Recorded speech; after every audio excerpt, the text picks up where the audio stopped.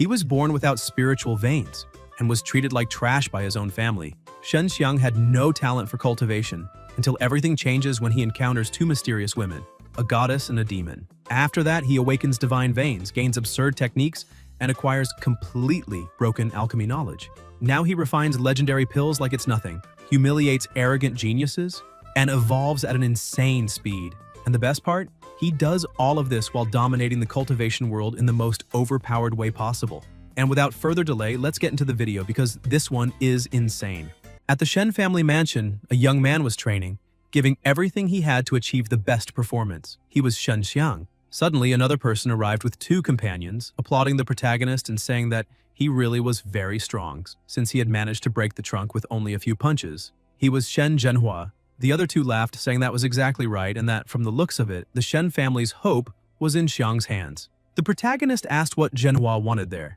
Zhenhua pointed out that the master wanted to ask the protagonist not to embarrass the family at the martial arts training field. With a simple movement of his hands, he released a burst of energy, destroying the trunks in front of him, and asked if the protagonist was trying to attack those trunks just to make others laugh. The other two kept flattering him, saying that Zhenhua really was very strong and that the chi of the 4th level of the martial realm was incredible.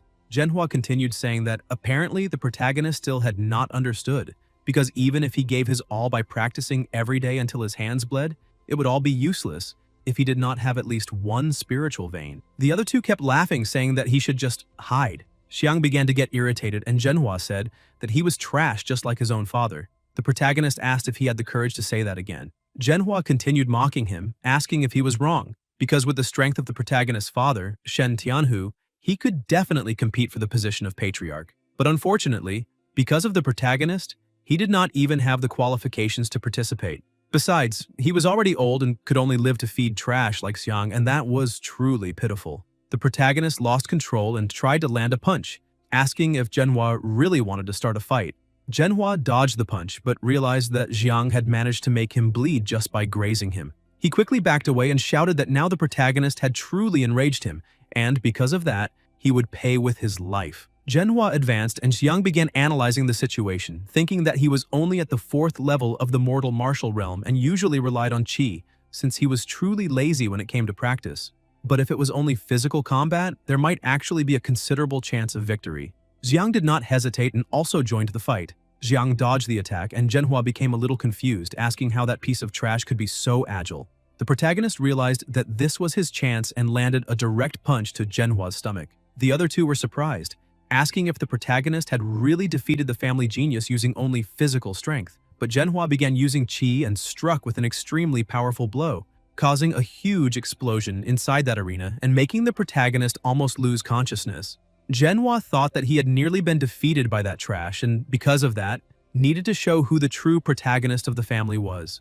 One of the men with him noticed Zhenhua's movement and said that from the looks of it, he had reached the 5th level of the mortal martial realm. Zhenhua said that was exactly right because he had just advanced, and it seemed everything had worked out very well. He lifted Xiang by the hair, saying that from the looks of it, he had tried to use his cleverness in physical combat to launch a surprise attack, but now he could do nothing. He struck Xiang again, making him bleed even more and threw him away. He prepared to deliver the final blow, telling that trash to die. He attacked and caused another explosion. But as soon as the dust settled, he became a little annoyed because Shen Tianhu had stepped in front of the attack. He pretended to be happy, telling his uncle that he was a good cultivator since he had even managed to block the attack. But Shen Tianhu only ordered him to leave immediately. Zhenhua was surprised but decided to obey, saying that it would not be long until the competition for the position of a family head and that they only needed to wait and see whether his father would succeed. The protagonist, who was almost losing consciousness, apologized to his father, saying that he was a burden. Tianhu held his son in his arms, saying that the path of martial arts was not for everyone. Ordinary people had their own ways of living, so the protagonist did not need to be bothered by that. However, the Shen family did not accept mortals. A short time later, inside his room, he heard someone calling him from outside. After hearing the voice, he realized it was Xian. She went to the protagonist's father and said that she had already come there several times, but the protagonist refused to see her and asked if he was gravely injured. Tianhu asked her to return home because Xiang would not see her. Xian became upset and a little confused, asking why all of this was happening. Since she was the protagonist's fiancé, Tianhu said that they needed to end that engagement that day. Xian questioned what he meant by that. Tianhu said that she was the treasure of the Zhua family and also a genius in martial arts, but Jiang did not have a spiritual vein and was destined to be immortal for his entire life. For that reason, he did not deserve to be with her. Xiang felt even more like a complete failure after hearing all of that from his own father's mouth. Xianxian insisted, saying that it did not matter whether the protagonist was worthy or not because they loved each other and that was enough for her. But Xiang told her that marriage decisions were settled by the parents, so she needed to leave now. As soon as she left, he remained silent, thinking that he had to become stronger and that to achieve that, even if he had to challenge everything and everyone, he would not hesitate for even a single second. He needed to fight for Xianxian and for his father, not only for himself. He was looking at a book called Infernal Spiritual Grass, a 1,000-year-old spiritual herb that, when refined into a pill, could help strengthen the spiritual energy of one's own body. In the mortal land at the immortal Devil Cliff, heavy rain and lightning cut through the sky. But that was not enough to stop the protagonist. He was climbing that cliff with all his strength and finally managed to reach his true objective. He spotted the infernal spiritual grass which grew once every 1,000 years.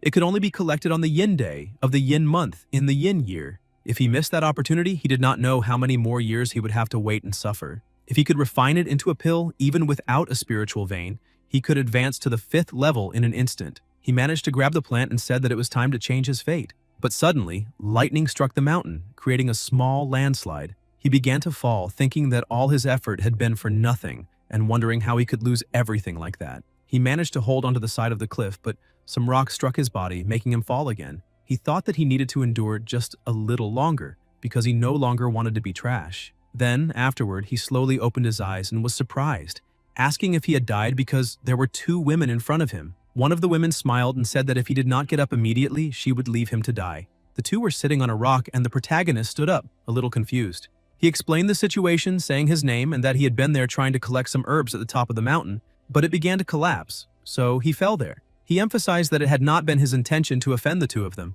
One of them took a deep breath, a little annoyed, saying that she had finally thought someone had come there to save them, but the result was a brat without a spiritual vein. However, she pointed out that it was fine, because when they died, someone would certainly build a grave for them. Xiang, still not understanding absolutely anything, called her senior and asked why she was saying that. The girl became angry and told the protagonist to call her sister. She explained that death chi surrounded that immortal devil cliff, and someone with a strong body and true chi was needed to leave that place. Besides, the 2 of them had been injured at the bottom of that cliff for quite some time, and she asked if he now understood the situation. Xiang took out a small bag and said that he had some spiritual herbs from his family, but the girl, who was trembling in pain, explained that something like that could not be treated with ordinary spiritual herbs, not to mention that they would be buried there sooner or later, so there was no need to try to heal the injuries. But the protagonist held her hand, asking how she would know that if she did not try to do something. Confidently, he shouted, saying that he still had very important matters to resolve, so he believed that she also had a reason to keep living. So even if he had to bet everything, he would do it without hesitation. The white-haired girl was surprised after that declaration and told her companion that maybe that brat really could understand something. The black-haired woman began lowering her clothes a little. The protagonist became embarrassed, saying that men and women should not be like that before marriage, emphasizing that it was very inappropriate for him to do that kind of thing. The other girl explained that the 2 of them were seriously injured, so they needed his help to apply the medicine. Even embarrassed by that situation, he decided to help and apologized for what he was about to do. But judging by the girl's expression, she seemed to be enjoying it quite a bit. The girl began releasing her abilities while thinking that before her martial skills, all men had revealed their true nature. Because of that, the protagonist would probably also give in to his instincts and show just how disgusting he truly was. Xiang began to be affected by that ability. He slowly started touching her back, but then realized that something was wrong and asked himself what he was doing.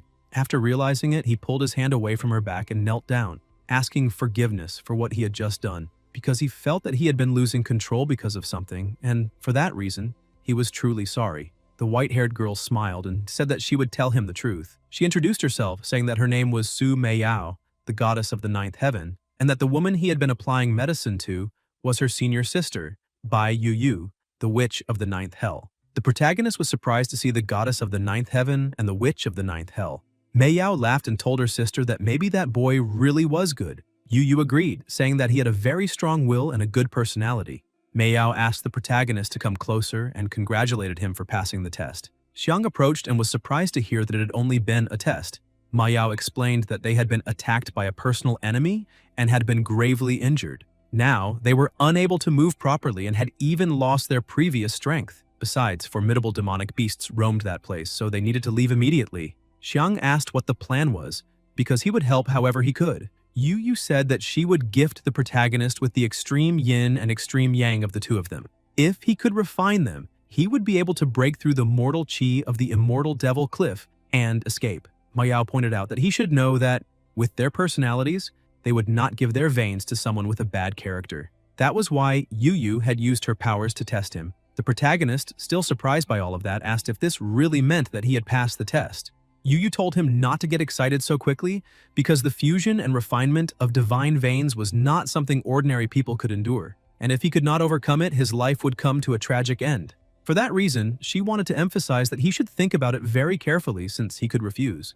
But in that same instant, the protagonist said that he would never refuse an opportunity like that, one he had been waiting for his entire life. The two were surprised by his quick and confident answer because he had not hesitated over a single word. Ma Yao said that it was fine, but even so, she needed to ask officially. She called the protagonist by name, asking if he was willing to form a blood pact with them, receive the divine veins, and help them recover their cultivation in the future. Xiang shouted that he accepted, as long as it could make him even stronger. He would do anything because there were many people in his life that he still needed to protect. Mei Yao laughed and said that was very good while taking something from inside her clothes. She pointed out that now it was time to begin. The protagonist sat down and the two began placing the divine veins inside him. His body almost collapsed. Energy took over everything, and his veins bulged across his body. The amount of chi was so great that blood was beginning to seep out of his body like sweat, but he continued resisting with everything he had. Mei Yao pointed out that the protagonist's meridians were already broken, and his divine consciousness was also constantly shrinking. Perhaps the fusion of the divine veins was still far too difficult for him. Suddenly, a deafening sound echoed throughout the entire place.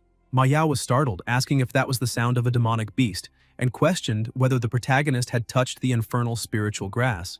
Yu also became worried, saying that the beasts protecting the infernal spiritual grass were above the 7th level, and if that continued, they would definitely be eliminated there. Ma Yao told Xiang that his current condition was far too complicated for them to continue, and that if he gave up now, he could still save half of his life. But Xiang, almost fainting from the pain, refused to give up. He began crying blood, thinking that he had been born without a spiritual vein and, even with all his effort, had not managed to catch up to the others. When his family needed support, he could not help, and now the opportunity was right before his hands. For that reason, he had to keep moving forward. He opened his eyes and shouted from the bottom of his heart, saying that even if it cost him his life, he would not give up. His entire body began emitting a strange pressure and completely collapsed. He fell unconscious to the ground and the two became worried. Suddenly, the entire place began to collapse, and as soon as the two looked back, they saw a giant demonic beast approaching. Ma Yao asked her sister what they should do now, but Yu saw something surprising and asked the goddess of the 9th heaven to look at the protagonist's wounds and meridians. Mei Yao was surprised to see that the wounds were healing on their own, which meant that it might have been a success. They pointed out that if that brat really was that lucky, once he completely refined the 2 divine veins, perhaps he would become the most powerful being on that planet. Yu pointed out that he still needed more time, so the two of them had to support him, meaning they needed to resist with everything they had because perhaps he was their hope. Ma Yao agreed and began fighting the beast. The two tried to buy as much time as possible, however, they were knocked down by a single attack, since their strength had been drastically reduced. Yu thought that if they still had even a bit of their original power, that beast would be eliminated with just one strike. The demonic beast noticed the protagonist lying down and went toward him, trying to attack him. Yu once again tried to protect him, saying that the monster could not get any closer, and used the soul-seizing devil curse to try to restrain its head. The bindings worked, and they managed to knock the beast down before it could get any closer to the protagonist. Yu thought that this was only to be expected because the situation was extremely complicated, but she only needed to buy a little more time. Suddenly, the beast got up and began lifting her with the strength of its tail. She was slammed hard into the ground while thinking that she needed to restrain that beast no matter the cost. The demonic beast once again looked at the protagonist and prepared to attack him. The two began trembling, seeing that the situation was not good at all, because there was nothing else they could do. However, suddenly a crushing pressure began to emanate, knocking the beast down. The two were surprised, and Mei Yao told her sister that the fusion speed had been faster than they expected. Suddenly, the protagonist stood up like a true god, emanating energy from his body. Apparently, he had completed the fusion of good and evil, and the two divine veins were under his complete control. He felt all that qi flowing through his body and wondered if this was the feeling of having divine veins, because power seemed to be gushing out of his body. He looked at the two of them and thanked them for almost sacrificing their lives to buy him a little more time. Ma Yao told that brat that now was not the time to celebrate and pointed behind him, because the demonic beast was getting up again. She asked him to try facing that monster to test his new strength. The demonic beast charged at them with uncontrollable fury, but the protagonist approached the two and held them in his arms, dodging the beast's attack. He went to a higher point and left the two there, saying that they would be safe while he played around a little with that monster. He leapt toward the beast and realized that his speed was impressive, thinking that his reaction time and jumping power were several times greater than before. But what he really wanted to discover was the true power of his fists. He struck the monster directly, but was surprised to see that it had no effect. The demonic beast gathered energy in its mouth and fired several times. He dodged all the attacks and became increasingly irritated, thinking that the beast really was very difficult to deal with.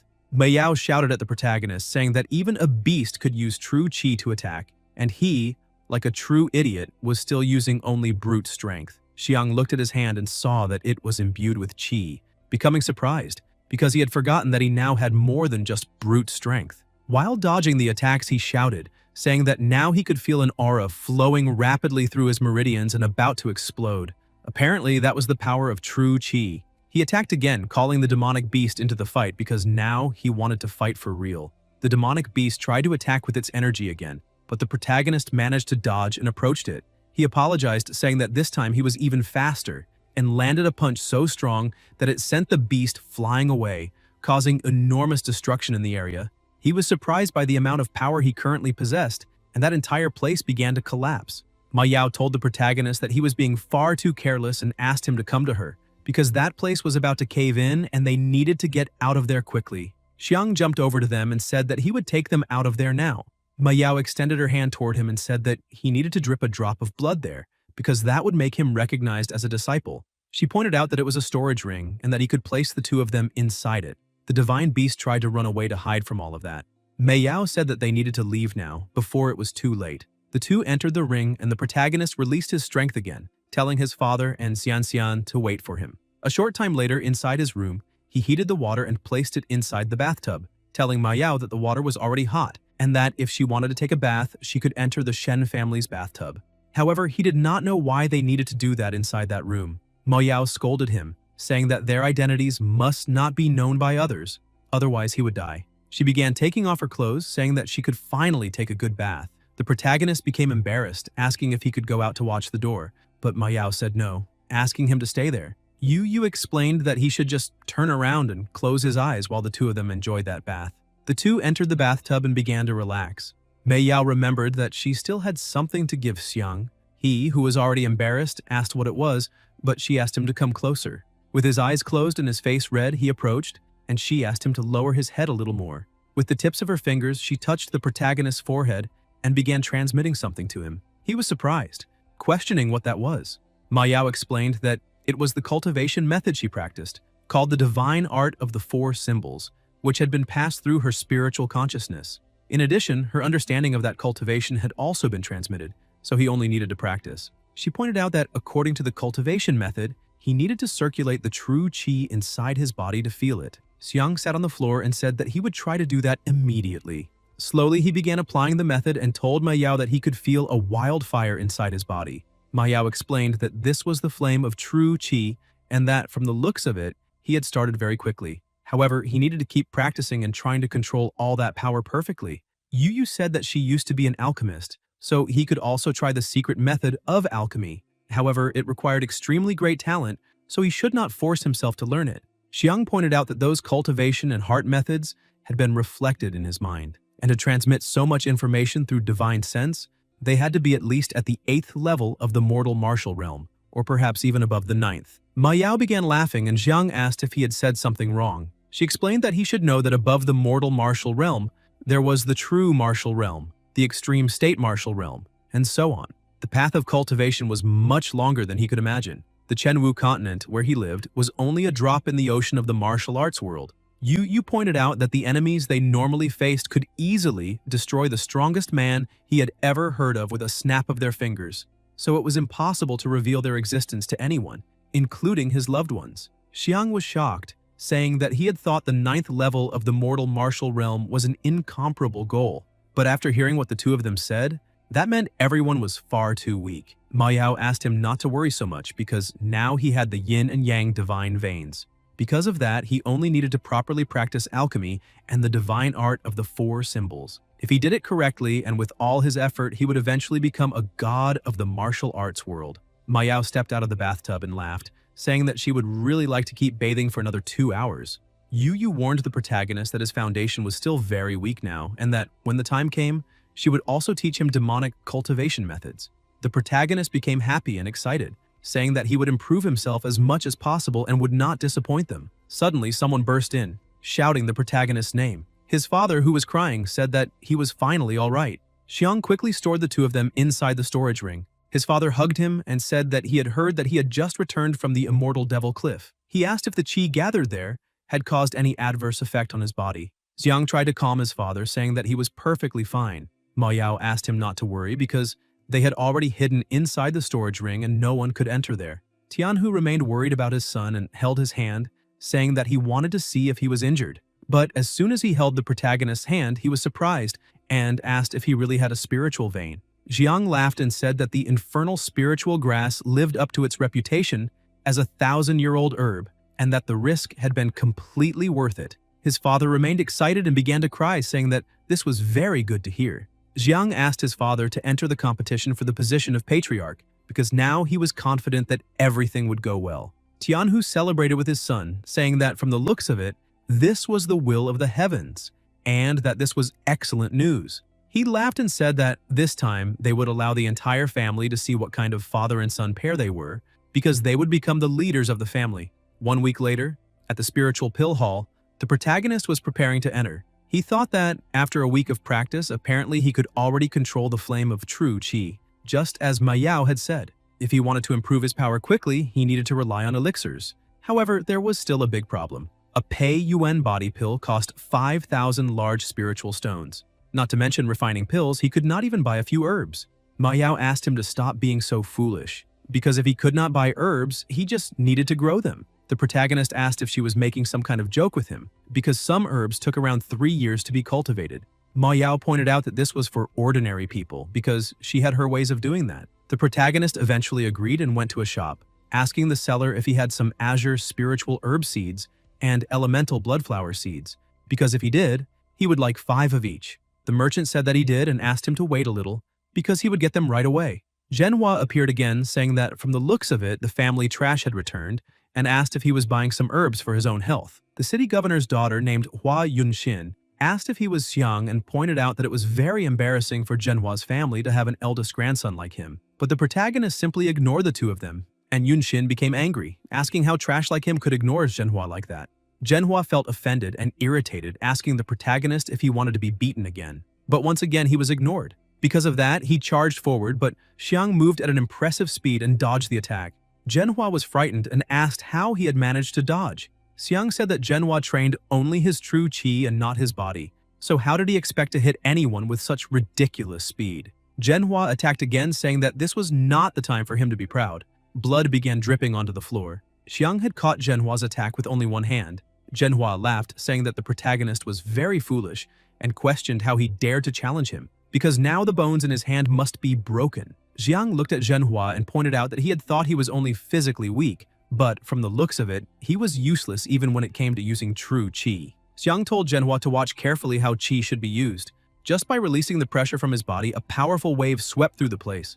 Zhenhua was terrified, asking how a piece of trash could do that. Yunxin shouted that it was getting very hot there, and asked Zhenhua why he was standing still doing nothing, ordering him to quickly teach that trash a lesson. But before the fight between the two could continue, someone arrived, shouting for them to stop, and pointing out that this was the spiritual pill hall, questioning who dared to be rude there. The protagonist introduced himself, saying his name, and apologized, saying that it had not been his intention to offend anyone. However, he pointed at Zhenhua, saying that his younger brother was an incompetent member of the family and had been acting arrogantly, so he had to be disciplined. The man remained irritated, telling the protagonist that all of that was his own matter, and questioned again how he dared disturb the master of the spiritual pill hall while he was refining pills. Xiang also became irritated, telling Zhenhua that he was very lucky and that if he was still not convinced, then he would be waiting at the Patriarch Hall. Manhwa said that Xiang was not worthy of entering the Patriarch Hall, but the protagonist pointed out that now that he had a spiritual vein, it was only natural for him to help his own father in the selection.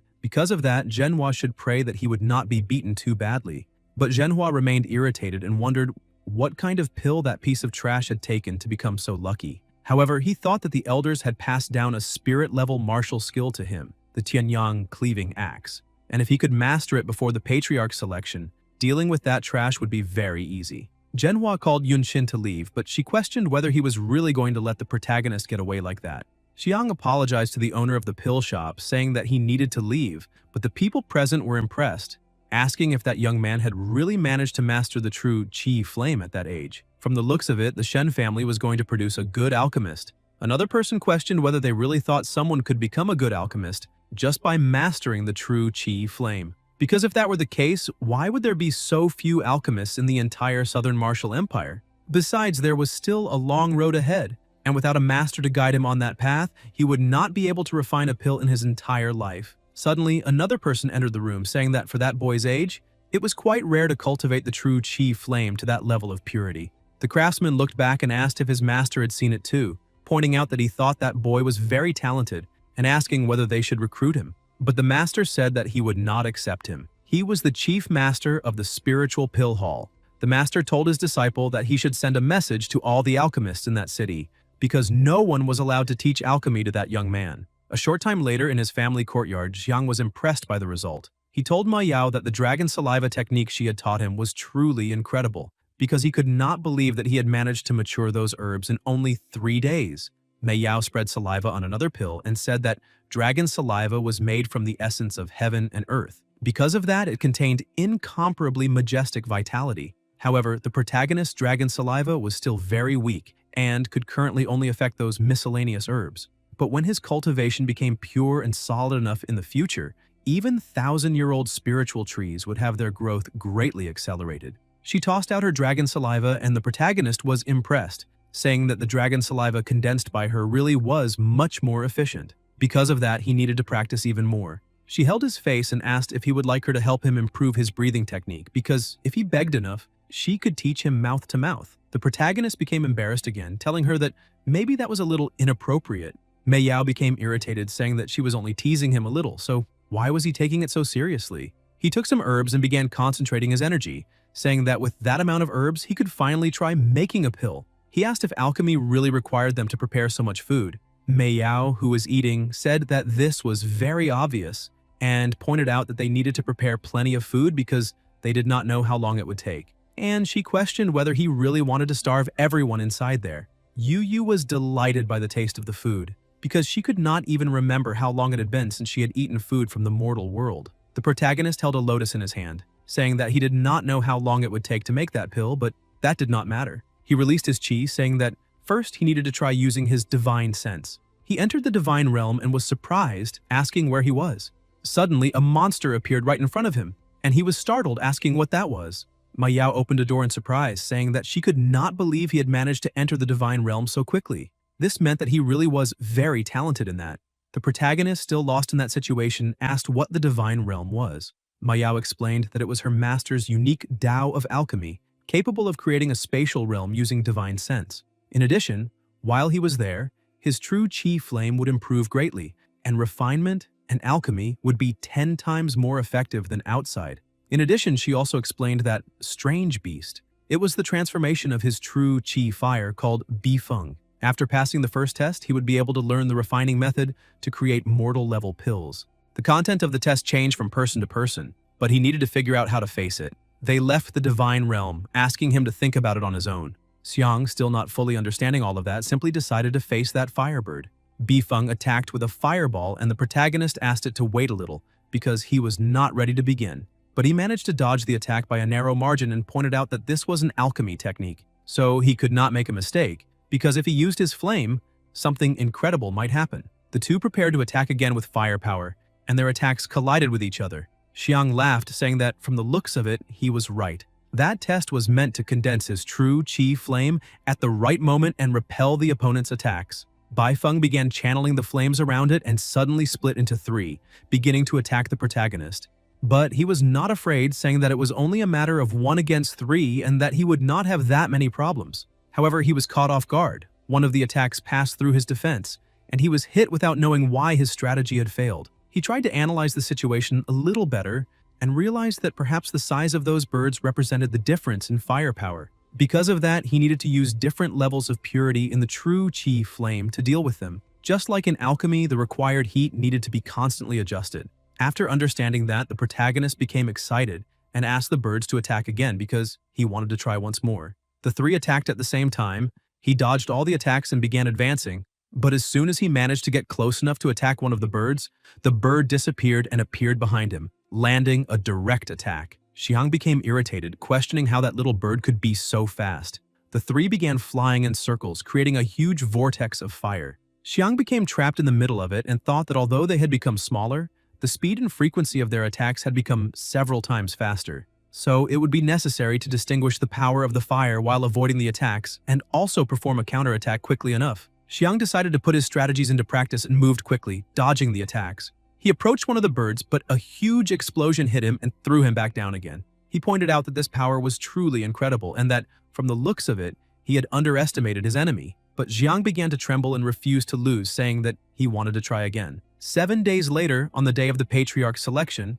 at the Shen family mansion, Shen Haohai, who was at the 8th level of the mortal martial realm, commander of the Shen family and competitor for the position of family patriarch, warned the protagonist's father that, according to the family rules, the patriarch and his relatives must have good cultivation. He pointed out that Xiang was trash without a spiritual vein, so Tianhu did not seem worthy of competing for the position of patriarch. Tianhu pointed out that the entire city knew that his son had the potential to make a variety of pills. So how did Hao Hai dare call the protagonist a loser? He asked if the family factions agreed with that. Shen Han Hai, at the 7th level of the mortal martial realm, and Hao Hai's younger brother, asked what that had to do with anything, because the protagonist had gotten into conflict with the master of the spiritual pill hall. Another group said that in the entire city, no alchemist should teach him. Without a master, who knew how long he would take to make a pill? Xiang jumped into the middle of the arena, questioning who had said that he could not be an alchemist. He held the lotus in his hand and laughed,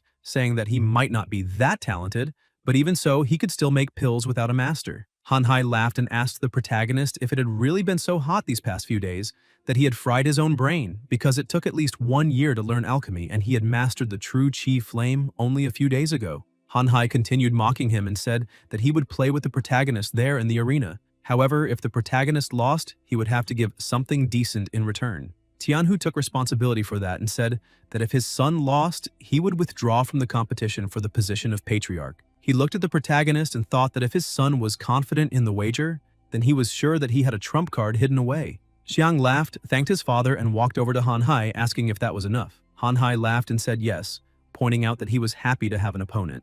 Xiang released his qi, leaving Han Hai a little surprised, and laughed, saying that it was time to begin. 1 hour later, the protagonist was still focused on refining the pills, while some people questioned whether he could really be capable of doing that. Most of the people present watching said no, unless he was a genius among geniuses. Xiang was focused, thinking that cultivation in the divine realm had truly been effective. His true Qi flame seemed to be dancing at his fingertips, and every change was clear. From the looks of it, he had not been beaten up by those 3 stinking birds for 7 days and 7 nights in vain. Meanwhile, inside the storage space of the ring, Yu Yu and Ma Yao were watching, and Yu Yu asked her sister how long it had taken her to pass the test. Ma Yao said that maybe it had been 10 days or even 15, because it had been a long time and she could not remember clearly. Yu Yu smiled, saying that from the looks of it, the protagonist was more talented than her. Ma Yao became angry, crying, and asked who had said that, because their master had not even helped her back then. On the other hand, she had carefully guided the protagonist. However, she had to admit that passing the test in 7 days was truly incredible, which meant that Boy had a bright future ahead of him. Xiang finally finished his work and asked them to open it, leaving everyone surprised. He took out 5 pills and asked them to check for themselves. Some people held the pills in their hands, saying that this body refinement pill seemed even purer than those from the spiritual pill hall. And from the looks of it, that boy's strength already far surpassed that of a high-level spiritual vein. Han Hai refused to accept it and, irritated, told the protagonist that it was impossible and that he had probably cheated because it could not be true.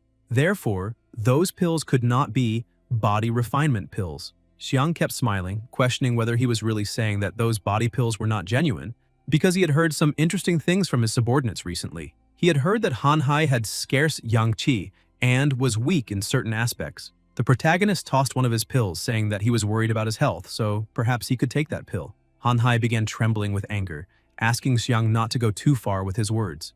Manhwa, who was also watching that, could not believe it. The other people said that, from the looks of it, the protagonist had really managed to refine a pill, and now the entire family had finally produced an alchemist. Because if that was really the case, then the crucial person of that family had to be changed immediately. The other man agreed, saying that if the Shen family truly cultivated an alchemist, it would only be a matter of time before they became the largest family in the city. Manhwa, who could no longer bear it, shouted that he would not let that happen. He entered the arena saying that Xiang was being far too complacent, and because of that, he would act on behalf of the elders and teach him a good lesson. Xiang asked if he had already forgotten how miserably he had lost at the spiritual pill hall that day. Manhwa prepared to fight, saying that he wanted to see if the protagonist would remain so arrogant after suffering punishment for his attack. Xiang was surprised to see the Tianyang cleaving axe attack and questioned how his true qi could be so fierce. As soon as the attack landed, it caused a huge explosion, drawing everyone's attention, but the protagonist managed to defend himself. Manhwa said that it was worthy of its reputation since it was a spirit-level skill and had so much power with just one strike. Tianhu was also impressed by the calamity, because that spirit-level family skill was only given to members who had made great contributions. He questioned who had secretly taught that technique, breaking all the rules. Han Hai told Tianhu to stay calm since Manhwa had already cultivated that technique, so there was no point in continuing to argue about it. Now they only needed to see whether Manhwa could truly live up to the opportunity given to him. The protagonist dodged all the attacks, found an opening, and prepared to attack with the dragon fist. But Manhwa looked at him, laughing, saying that he was very foolish because he had left that opening on purpose. He counterattacked, but Xiang managed to dodge quickly after getting to a comfortable distance. He thought that he had underestimated his opponent, because it was basically impossible to attack him up close, and if he could find a chance, he would only need one move to end it. Ma Yao said that if the protagonist could not find an opening, he only needed to create one. The protagonist was confused by what she had just said. Ma Yao asked if he really could not remember the martial artist's roar at the spiritual pill hall, because he had felt his consciousness shake and his five senses become trapped for a moment. Xiang agreed that the roar could truly shake people's minds and hearts. She explained that it was a type of sound skill, a skill similar to the Azure Dragon Fist he had just used, but now he only needed to follow her instructions. Mei Yao asked him to trap the qi between his lips and teeth while channeling his true qi. He needed to imagine the qi bursting from his mouth like water from the mountains, the hills collapsing and exploding from his own mouth. Manhwa continued advancing, saying that the protagonist was a fool for thinking he could meditate now. He prepared to attack, but the protagonist released an incredibly fierce roar as if it were a dragon. The people around them were surprised, and Manhwa realized that he had been tricked by that bastard, but when he looked ahead, he no longer saw the protagonist. Xiang appeared beside him and asked what he was looking for, then struck him with the Azure Dragon Fist, winning with a single blow. He approached his opponent and asked if he was convinced now. Hao Hai ran over to his son, who was unconscious, and began shouting at him, asking if he was all right. Manhwa, who could barely keep his eyes open, asked his father to stop shaking him, otherwise his bones would break. Hao Hai continued questioning his son about the meaning of all that. He became so furious that he pointed at the protagonist, saying that, regardless of clan brotherhood, Xiang had seriously injured Manhwa. He questioned how the Shen family could have someone as vicious as him. The protagonist pointed out that every one of Manhwa's movements had carried killing intent, and that, from the looks of it, he had not been very concerned about his opponent's life. Jiang stated that he had only spared that trash because he valued the clan's friendship greatly. Manhwa's mother went to the elders, saying that he needed to do something for her son. She called out to her companions, asking if everyone had heard what the protagonist had just said, questioning whether he could still be considered human, so he had to be punished for seriously injuring her son.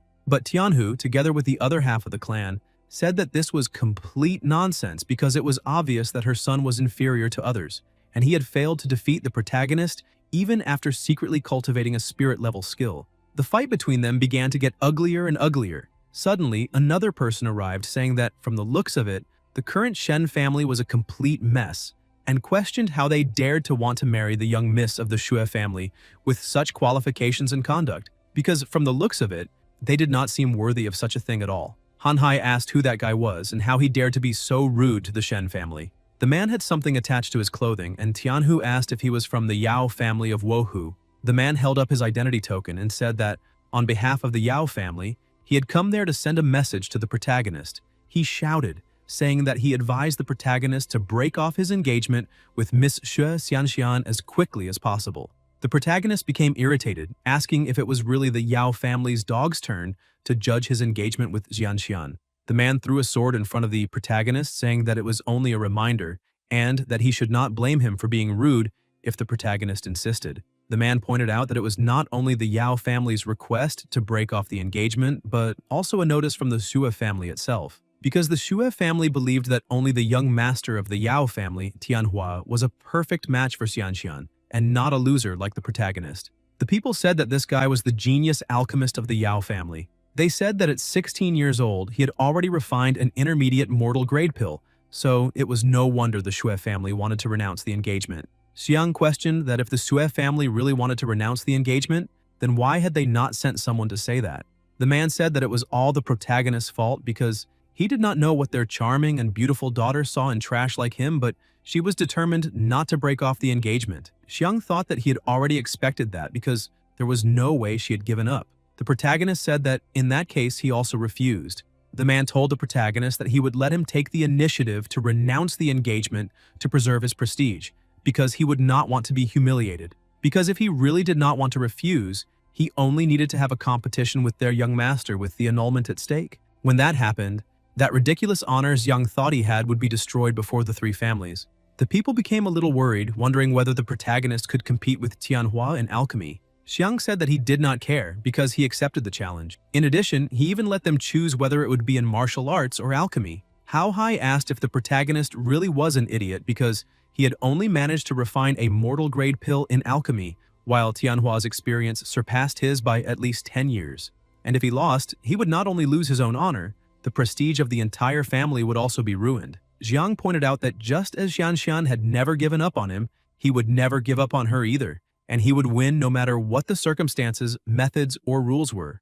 The man who had gone there to deliver the message once again looked down on the protagonist, saying that he was just an ungrateful brat. The man began to leave and told the protagonist to pick that up if he really agreed, because he would be notified when the date of the competition was set. Xiang picked up the sword he had thrown on the ground and asked the man to wait, then threw it with great force in his direction. The sword passed beside the man's face, causing a slight cut.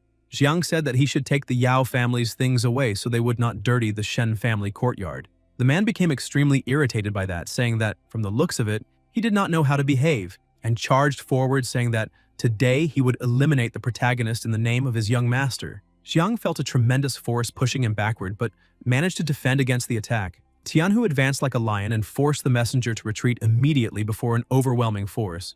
Tianhu pointed out that a deacon of the Yao family was thinking too highly of himself in the Shen family's territory. He questioned whether the man really thought there was no one there who could beat him to death. Tianhu stated that even if the messenger were killed there, the Yao family would not say a single word. The man was frightened and surprised by that and ended up leaving the matter behind, saying that it was fine because everything would be decided in the competition. Tianhu went to his son worriedly, but the protagonist stood up, saying that he was fine. Tianhu told the elders that, regarding the fight between Xiang and Zhenhua, it would be best for everyone to give way, because the protagonist would be responsible for refining pills to help him recover, and they would no longer speak about the matter of the family's spirit-level skill being passed down improperly. He asked Elder Pei what he thought of the proposal. Pei, not knowing what to answer, said that it was fine, because they were all members of the same family in the end.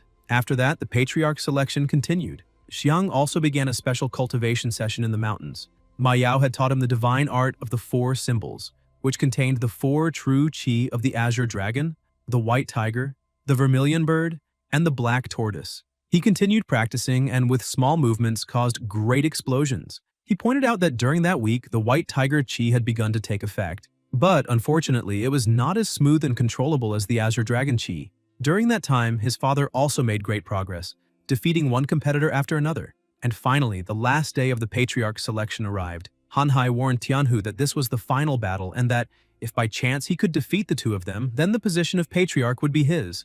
Tianhu asked if the two of them would fight alone or at the same time. Hao Hai said that he would fight alone, otherwise he would not be able to convince anyone. Tianhu began releasing his power, saying that it was time to begin, and pointed out that he would show no mercy. The spectators were impressed, seeing that this was beast transformation, the iconic martial skill of the 8th level of the martial realm. The skill used true chi to change one's own state, using the special power contained in birds, beasts, or weapons. But Hao Hai was not afraid and laughed, saying that now it was time to see who could really remain standing in that arena in the end, because only one would be left, either him, the Furious Wolf, or Tianhu, the Thunder Tiger. The battle between the two began, their blows collided, and the protagonist's father told his opponent that he really had not expected him to master that skill so quickly, since he had not been at the 8th level of the mortal martial realm for very long. Hao Hai said that Tianhu was not bad either, because he had spent all his limited resources on his son, and had still succeeded in cultivating very pure true chi. The two continued facing each other and moving at an impressive speed. Both of them were happy because it was satisfying to face someone as powerful as themselves. The other family members were beginning to get a little frightened, because this was a battle between two martial artists at the 8th level of the mortal martial realm. 1 hour later, Hao Hai was on the ground and Tianhu used the Thunder Tiger Absolute Light Transformation. An extremely powerful attack struck Hao Hai and ended the fight. Tianhu ordered Hao Hai to submit. Hao Hai admitted defeat and told the protagonist's father that even though he had managed to win that round, he had not achieved a very advantageous victory. Tianhu had indeed been badly injured in the previous fight, besides being completely exhausted. Han Hai, who was in the 7th realm, told Tianhu that in his current state, the next battle could be a matter of life and death, so it would be better for him to give up. But Tianhu questioned how he could give up the position of patriarch. The protagonist entered the arena and went to his father, saying that he had managed to watch his battle after finishing his cultivation, and that he had looked very powerful when he won. Tianhu said that was obvious, and pointed out that he was the strongest. The problem was that he was already too old. He began leaving the arena while being carried, and Xiang asked his father not to worry and to leave the rest to him. Tianhu was surprised by this and asked the protagonist if he was sure. Xiang called out to all the seniors and begged them to allow him to fight in his father's place. Han Hai prepared to fight, but before beginning, he warned the protagonist that this was a competition related to the position of patriarch, and once the fight began, life or death would not matter, so he needed to be sure that he agreed to that.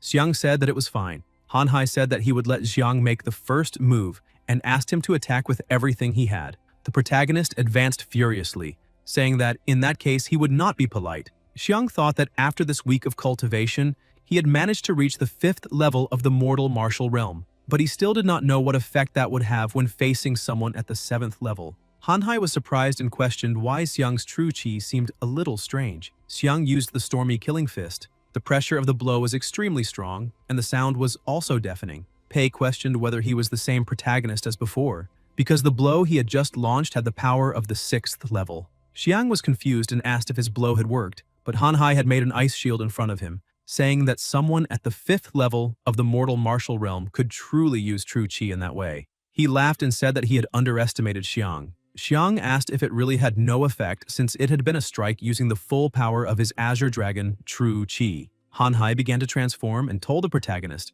that this was the first time he was fighting with his transformation. Xiang was surprised, because was that not a skill only available at the 8th level? Han Hai explained that he had already completed the 7th level of the martial realm and was only waiting for a breakthrough.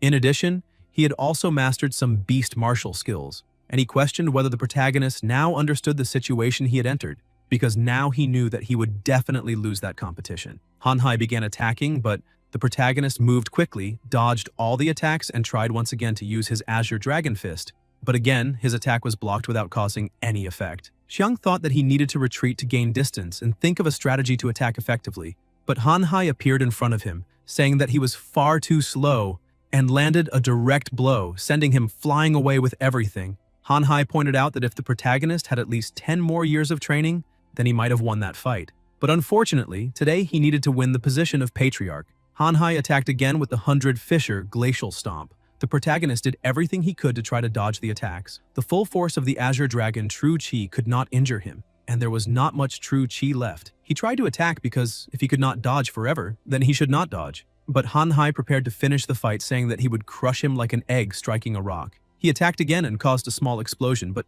the protagonist appeared laughing. Han Hai was surprised and admitted that Xiang's progress was far beyond everyone's expectations. But he did not have to be so reckless when he encountered someone he could not defeat. Xiang said that he had also thought about that, however. He had thought of a way to win that fight. Even if it was a tiny chance, it was still worth trying. Han Hai told the protagonist that no matter how much he tried, he could still only cause that level of refinement. So how did he think he could win that fight? Xiang stated that this was nothing, but at least it could prove that he had a way to destroy all the ice cubes that had been created there. Hanhai stared at him and pointed out that the protagonist's technique really was a little strange. Xiang thought that with his next punch, he needed to mix the White Tiger Chi with the Azure Dragon Chi. With his current level of mastery over the White Tiger Divine Art, perhaps its power alone would not be enough. However, he had to break the ice shield with his Azure Dragon Chi, but that had also not been enough to break through it alone. So the combination of two different types of Chi would have a special power. Hanhai said that it did not matter what the protagonist was planning, because after the next blow he received, he would be unable to stand up again. Besides, he did not have time to keep thinking.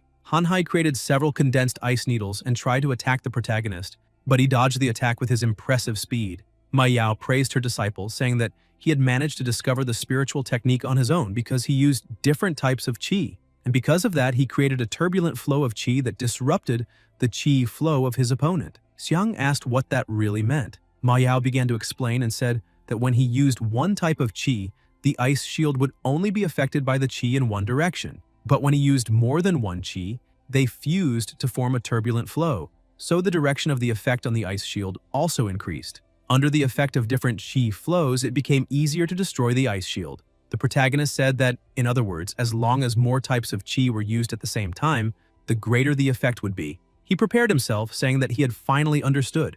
Hanhai looked at the protagonist and said that the boy was giving him a bad feeling, so he needed to end it immediately. Xiang shouted, saying that he would fuse all the true Qi of the divine art of the four symbols into his next strike. But when he tried to do that, he realized that his meridians were vibrating wildly and his power seemed to be getting sucked away. Because of that, even standing was becoming extremely difficult. Hanhai noticed this and laughed, saying that the protagonist finally could not endure the fight anymore, and out of respect for all his effort, he would put an end to it with his next move. But Xiang refused to lose, saying that he needed to win no matter what happened. He leapt forward and went straight against his opponent's attack, using the 5 Elements Fist. His attack pierced through Hanhai's ice and struck him, making him fall to the ground. Everyone could not believe it.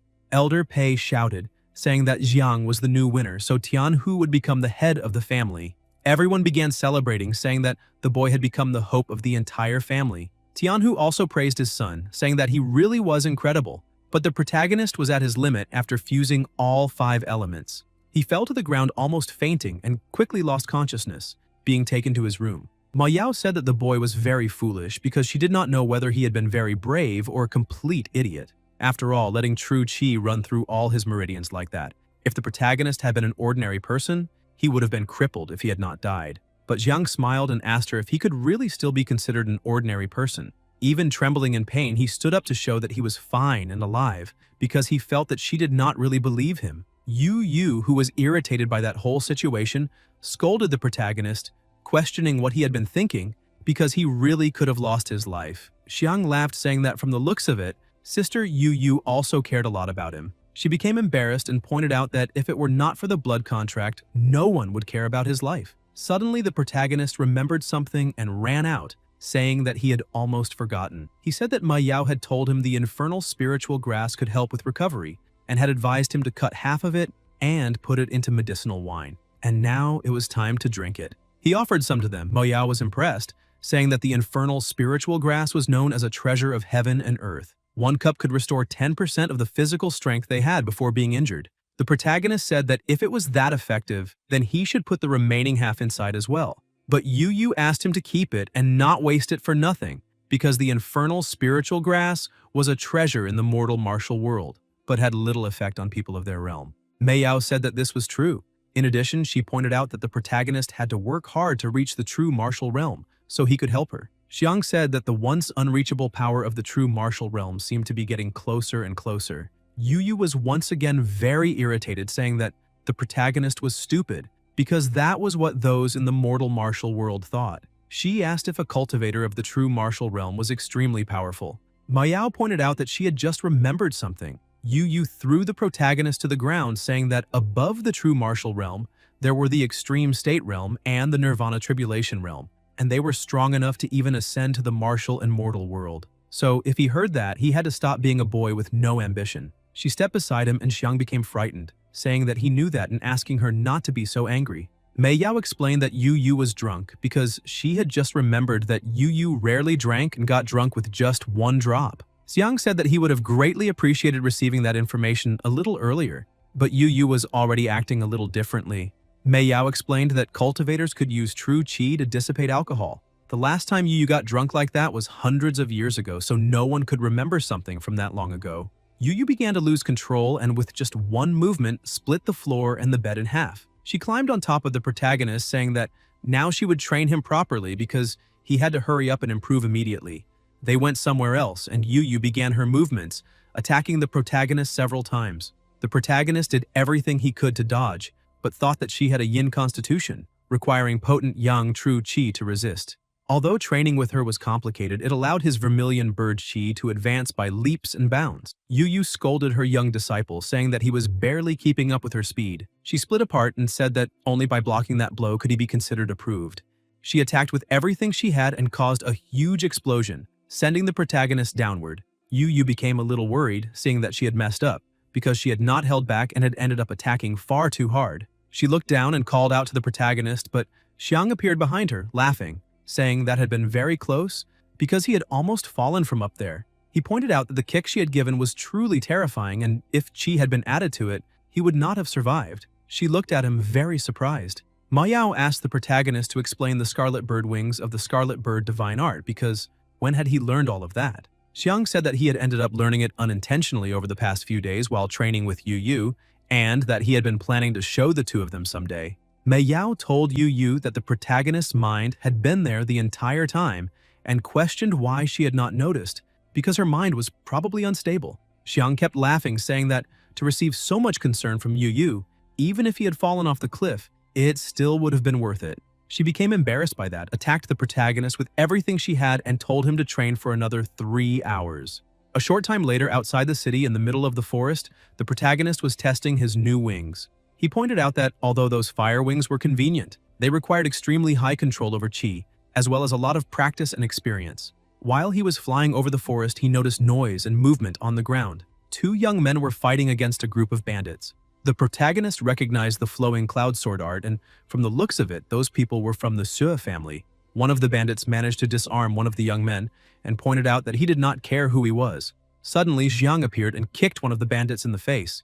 The two breathed in relief, saying that this was very good because he had arrived just in time. Xiang looked at the bandits and asked if they really dared to rob guests of the Shen family because, from the looks of it, they were looking for death. After hearing that, the other bandits became worried and asked their leader what they should do. The leader stood up and pointed out that the protagonist was, at most, at the 6th level, so they could not accept that defeat. But Xiang began laughing and said that the 6th level was more than enough to destroy that trash. He released a little of his qi and said that now he had a good opportunity to test his white tiger whip. The bandits listened to their leader and charged at the protagonist, but he, excited, attacked all of them with impressive speed, defeating most of the bandits in a single movement. He looked at everyone and said that the leader knew those were guests of the Shen family, but even so, they dared to act, and from the looks of it, they were not bandits from that city. The leader took advantage of a supposed opening and attacked, asking why they needed to waste words, because they only needed to end it. But Xiang dodged the attack and counterattacked, saying that the leader was far too slow.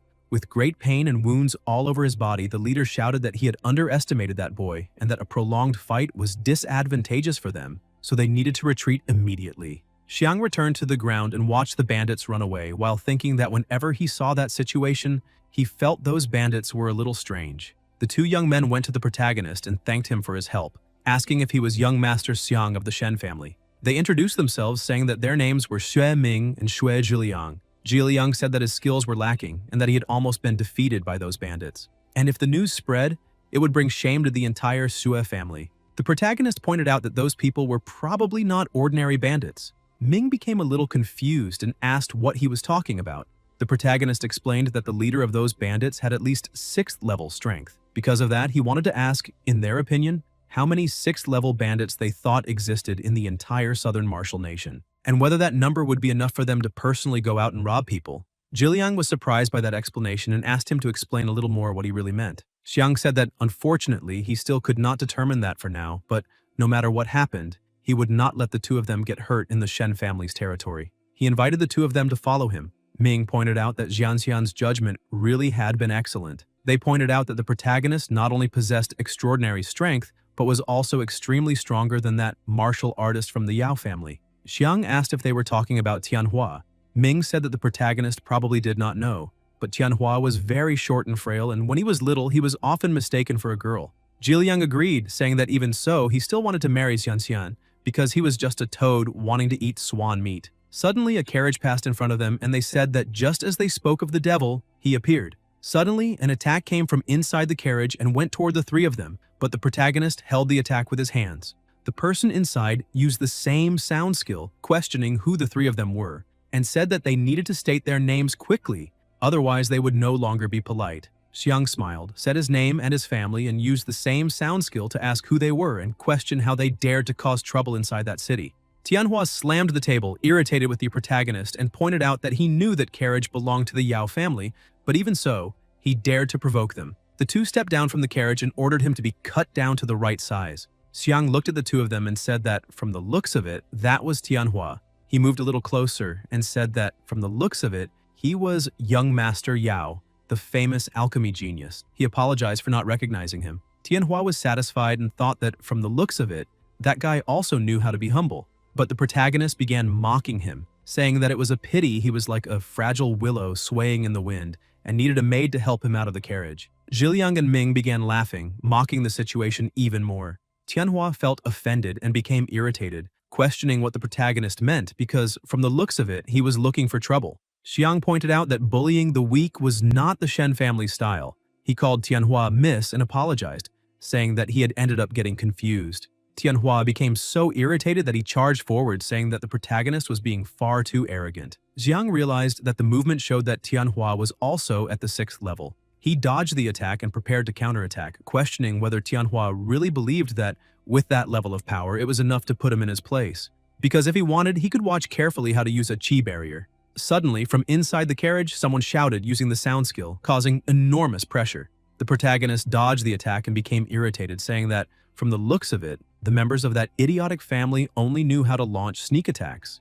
The man stepped down from the carriage, calling the protagonist a brat, and pointed out that he would not lower himself to attack someone like him. He warned the protagonist not to be happy, because that had only been a warning. That old man was the 7th elder of the Yao family. Ming said that family was truly shameless. Zhiliang agreed, saying that they had used a sneak attack. It had even been 2 against 1, and they still made it sound like something good. The 7th elder warned Tianhua that he was representing the entire family in that challenge, so he had to compete fairly and in the Yao family's manner. So what kind of decorum was it to get involved in a fight at will like that?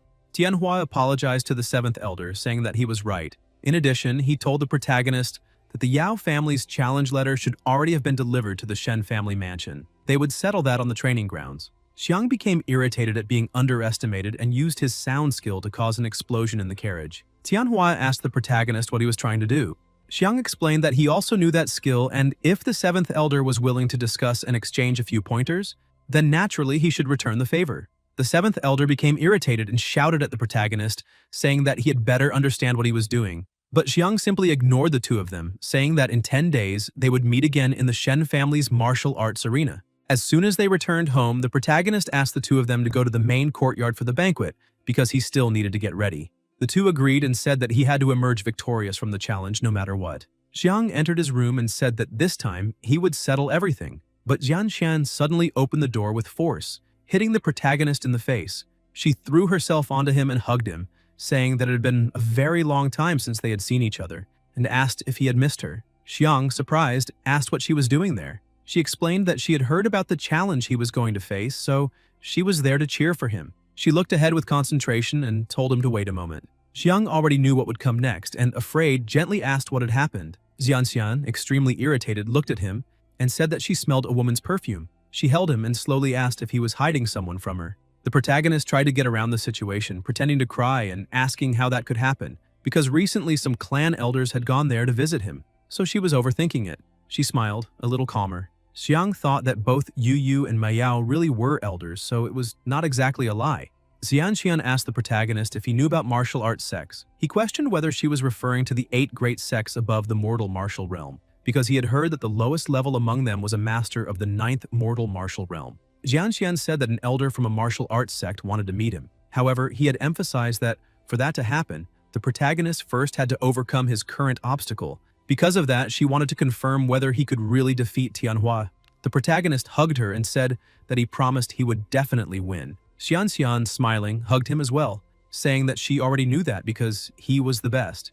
Suddenly, she remembered that her father-in-law was now the current clan head, so she wanted to congratulate him personally. Xiang asked Yu Yu if he really could not tell even Xianxian about the existence of the two of them, because she was a good person. Yu Yu pointed out that the answer was very obvious, and that he should not do that because they were far too weak, and if any of their enemies found one of them, they would die without even having a grave. Ma Yao warned the protagonist that he should not lower his guard because even if Tianhua's martial arts could not compare to his alchemy methods might still be just as good as the protagonist's.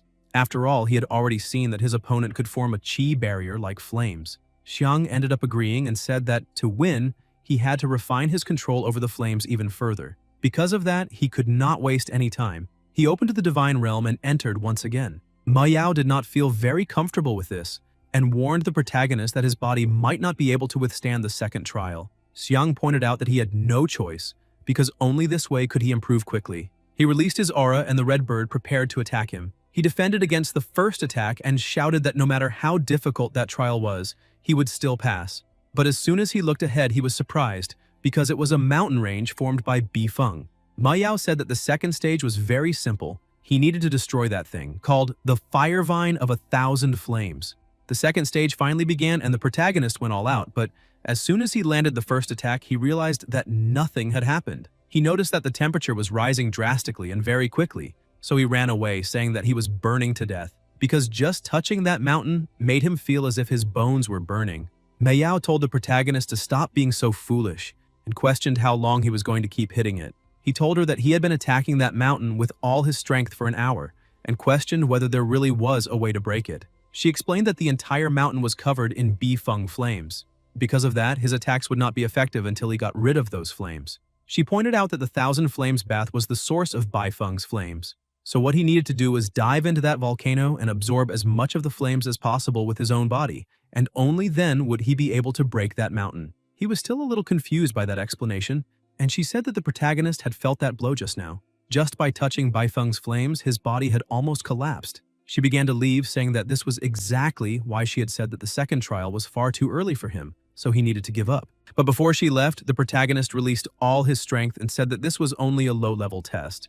So how could he retreat before it? He jumped directly to the top of the volcano. He told Yu Yu that she had an ultimate yin body, so there had to be some way. Yu Yu pointed out that if she were at her peak, the mist she could form with a wave of her hand would be able to neutralize Bifeng's flames for him. But now the effect of her abilities was less than 1,000th, and the protection she could give the protagonist was extremely limited. Because of that, she asked if he was sure he wanted to enter that. Xiang said yes, because even without her help, he would still enter and complete the second phase of the test. He jumped into the volcano saying that he had promised his beloved that he would win that dispute, because there was not the slightest possibility of handing her over to someone like that idiot Tianhua. He fell straight into the volcano's lava and began screaming. Ma Yao became worried about that boy. Sometime later, he began to emerge from inside the volcano, leaving the two of them surprised. With his body completely burned and surrounded by flames, he came out of the volcano's fire and shouted that it was finally the last step. Ma Yao told him that she had to admit his perseverance had once again exceeded her imagination, because he had soaked in the 1,000 Flames bath for 7 days straight, absorbing all the flames. Xiang, trembling, said that this was obvious and pointed out that he would not retreat so easily. Ma Yao was still worried because even though the protagonist had managed to absorb all those flames, all his meridians and flesh were gravely damaged. Because of that, it was considered a miracle that he had not exploded and died, so she was not sure whether he could participate in the next competition. Still completely injured, he asked if it was all right now. Suddenly, his arm began to heal a little. He struck a rock, flames began to burst out and created a huge explosion, destroying the volcano, and with that, he passed. 10 days passed, and the day of the challenge finally arrived. Tianhua was already in the arena, and the people were gathered, questioning where the protagonist was, and where he could have gone at a moment like that. The people, already impatient, questioned his father, who was the new clan head, asking if he had any news of his son. Tianhu explained that his son had gone to cultivate, but he did not know the exact location. However, he should already be returning. Tianhua once again acted arrogantly and questioned whether Xiang really did not dare to accept the challenge, and from the looks of it, the Shen family was truly ridiculous. His family should not have agreed to the wager that day, because that would have spared them from becoming such a huge joke in the southern martial nation. The people ended up agreeing, saying that, from the looks of it, the protagonist really would not dare to appear, because the young master of the Yao family had studied alchemy since childhood, while the protagonist had only just started, so there was no comparison. Jiang appeared on top of a house, saying that Yao Tianhua's talent was so mediocre that he could not think all the alchemists in the world were on his own level. Tianhua continued acting arrogantly, saying that, from the looks of it, the weakling had appeared. Jiang entered the arena, saying that it was obvious he would appear because such an important guest had gone to his home, so he needed to make him lose convincingly. The protagonist's father began laughing, seeing that, from the looks of it, his son's seclusion really had been a success. Jiang thought that this time it was all thanks to his two masters, because if it were not for them, he certainly would not have arrived in time. 3 days earlier, Ma Yao had been complaining, calling the protagonist a brat because she did not know he was surprisingly heavy. Suddenly, the protagonist regained consciousness and called out to his master. She was surprised, seeing that he could still wake up, which showed that the boy's spirit was truly good. Xiang began to move, asking where they were. Yu shouted at him not to move, because his flesh and meridians had not withstood 7 days and 7 nights of tempering by the flames, and now his body was completely ruined and his meridians were extremely unstable. The protagonist refused to stay still, saying that he still had the competition, so he needed to return immediately. Yu said that he could barely stand at that moment, but if he forcefully circulated his qi, his meridians would rupture, and he could lose his life. However, she explained that the flames he had absorbed contained a new vital energy, and to pacify it, he had to continuously infuse them with an opposing force to neutralize it inside his own body. Because of that, he should consider himself very lucky, because there was indeed a place in that mortal martial world that met the criteria for that. Ma Yao asked him to try guessing where it was. The protagonist said that the opposite of life was death, so they were going to the immortal demon pool. Ma Yao explained that the death energy of the immortal demon well could help the protagonist neutralize the flames and accelerate the recovery of his body and meridians. The protagonist asked if she was really saying what he was thinking. Ma Yao took that opportunity to get revenge for all the anger she had been feeling and threw him into the water, saying that he needed to soak for 3 days. Back in the present, the protagonist thought that soaking in the immortal demon pool for 3 days had not only healed his injuries, but had also forged an immortal demon body, which meant that this could be considered a blessing in disguise. He pointed at the 7th elder, saying that it was time to stop having side conversations, and said that his wager was a 1,000-year 9-leaf lotus and an infernal spiritual mushroom. The elder said that he did not need to worry about that because the Yao family's wager was a 1,000-year beast core and a 1,000-pattern fruit. The people were surprised, seeing that both sides were offering extremely precious treasures, which meant they were giving it their all. The judge announced that the alchemy furnaces of both sides had been inspected, and that they could now officially begin the alchemy competition. Tianhua prepared to begin and told the protagonist that he would be trampled. But Jiang also began using his alchemy, saying that he would very much like to see that happen. 2 hours later, they were still steady and strong in their alchemy. Tianhua said that his process was refined and finished. He took 5 yuan spiritual pills from inside the furnace. The judge said that the genius of the rival family truly lived up to his reputation. Another person said that those pills were the most technically challenging among low-grade elixirs, so that boy from the Shen family would definitely lose. The protagonist smiled and said that his was also about to be ready. Tianhua looked at the protagonist and said that he was being extremely slower, so he should not be smiling. Jiang prepared to open his furnace and asked his opponent not to speak too soon. He showed 3 marrow-cleansing pills, a medium-grade elixir, and because of that, the judges could evaluate them if they wanted. Tianhua was surprised by that, and an elder questioned what kind of joke he was making now. The judge examined them carefully and was surprised, saying that those really were marrow-cleansing pills and that their quality was above the mortal level. Everyone was surprised, asking if those were really marrow-cleansing pills, since the protagonist was only 16 years old. So how could that be possible? Tianhu held the members of his family, telling them to go see it.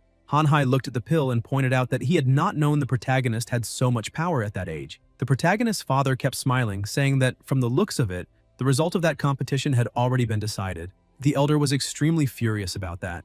Tianhua also could not believe it and questioned on what grounds that country bumpkin had managed to do that. The protagonist approached the two of them, saying that a wager was still a wager, so they needed to hand over the items immediately. The 7th elder could not accept such humiliation, and Tianhua noticed that. The 7th elder thought that Tianhua had to act because the entire family was supporting him. The seventh elder brought the items, saying that, as promised, the family's 1,000-year beast core and 1,000-pattern fruit would be handed over, because he would not go back on his word. The protagonist, who was about to take his reward, said that this time he had really hit the jackpot, but Tianhua tried to launch a sneak attack with the light and shadow step. He moved quickly, splitting his body into 3 parts, and shouted, asking who had said that only alchemy was being contested, and that now the protagonist would pay for his arrogance.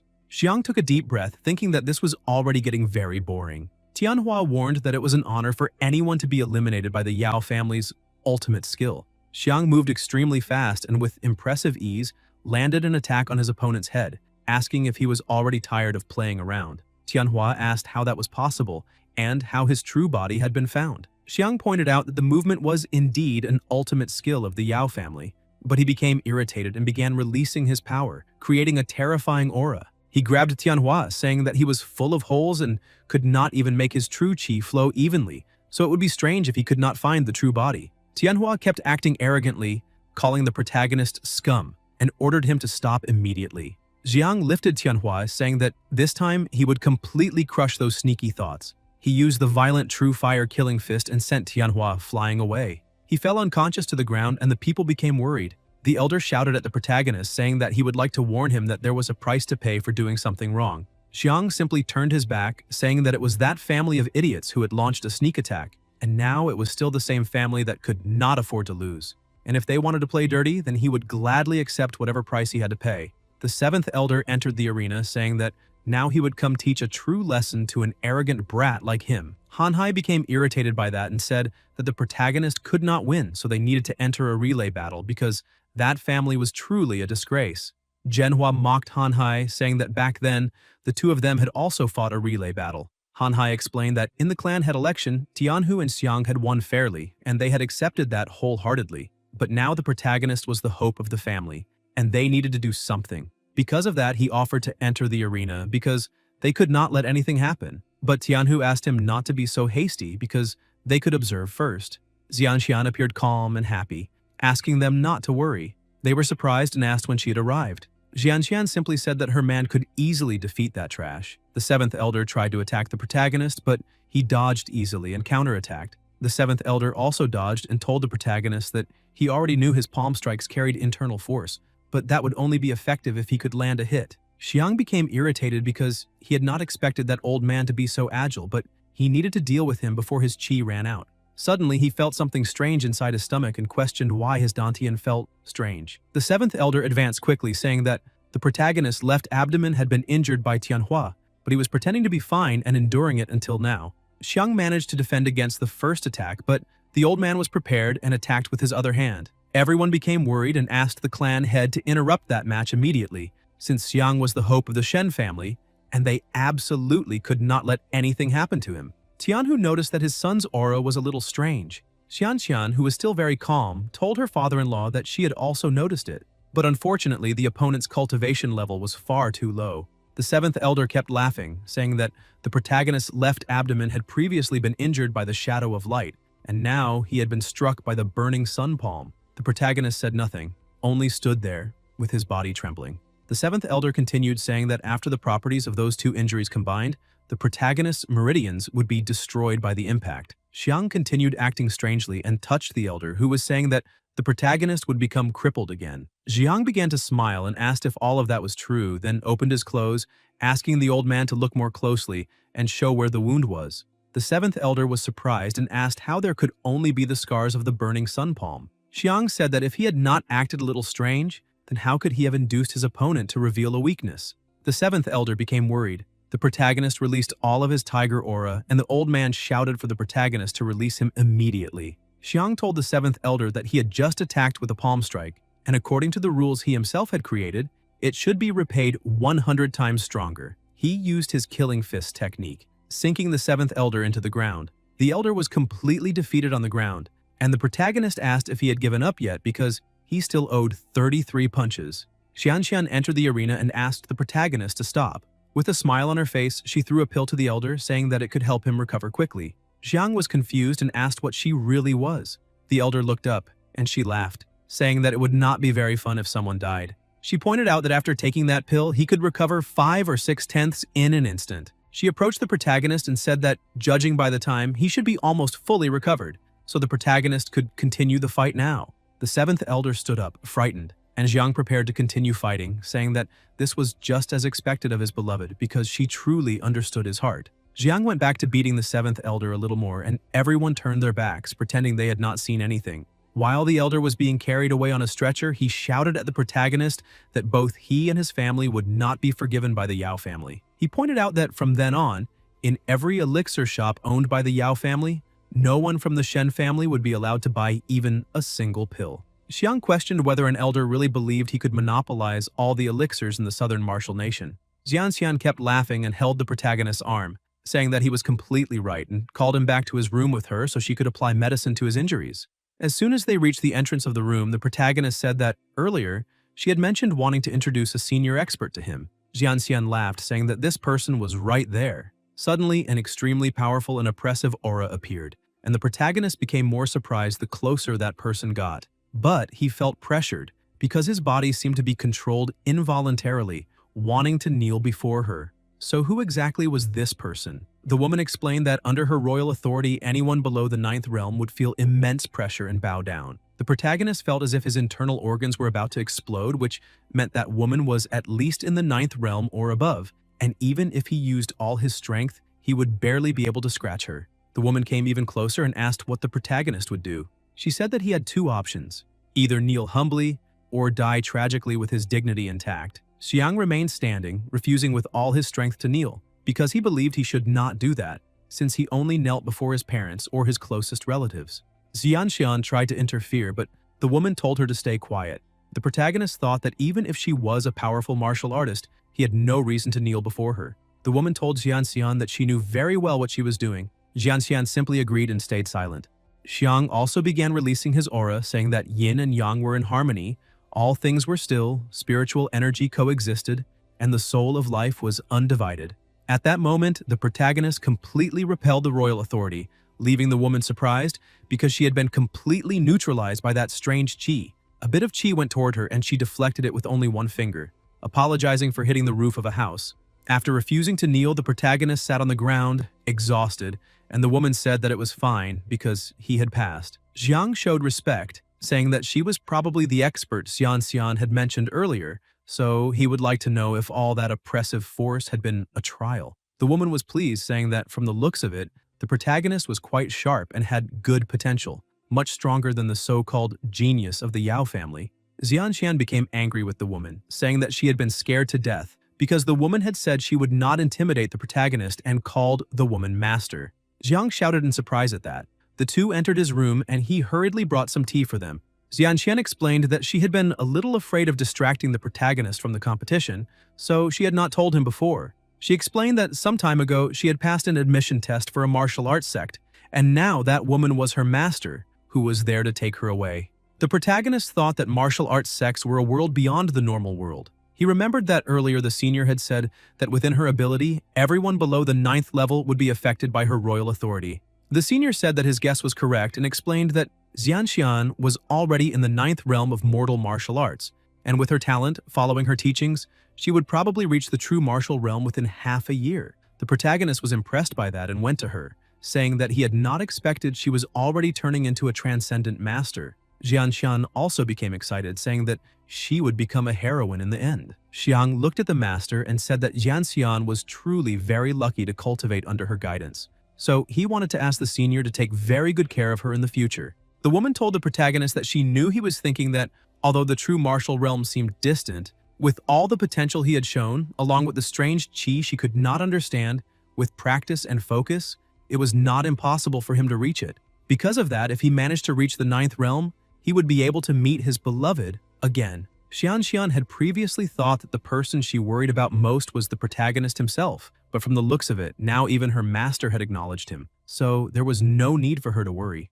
She threw herself into his arms again, saying that he had to give his best to find her as quickly as possible. Xiang smiled and told her not to worry because he promised that as soon as his cultivation reached the ninth martial realm, he would immediately go find her. The master opened a portal and said that they could not stay in the mortal world for too long. When the time came, the protagonist could go to the divine weapon celestial realm to find her. Before passing through the portal, Jianxian called out to the protagonist and became a little hesitant, but he encouraged his future wife, telling her to go in peace, because he would soon come back to bring her home. Jianxian smiled and said that she would wait for him as long as necessary.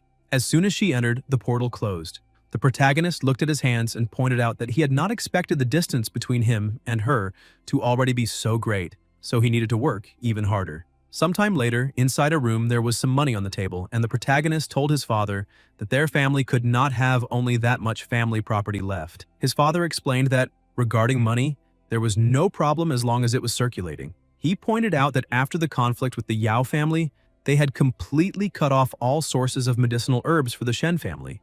And without medicinal herbs, it would be difficult for the younger generations of the family to improve. The Hallmaster said that there were 2 alchemists within that family, and medicinal herbs were not exclusive to the Yao family. As long as there was an alchemist, they could start over in the royal city because no one cared about the opinion of that idiotic family. The protagonist was surprised and asked the pavilion master why he was there. The pavilion master asked him to completely stop calling him that because, based on seniority, he should be his ancestor. Xiang became irritated by that and asked the old man if he was really there, only to take advantage of the situation. The pavilion master became irritated and asked the protagonist's father to control his son immediately. Tianhu punished his son, ordering him to apologize to the family uncle immediately. The ancestor said that this situation was not that important because it was understandable that the protagonist did not recognize him. After all, back then, the protagonist's grandfather and he had fought fiercely for the position of patriarch. However, he had decided never to interfere in the Shen family's affairs again.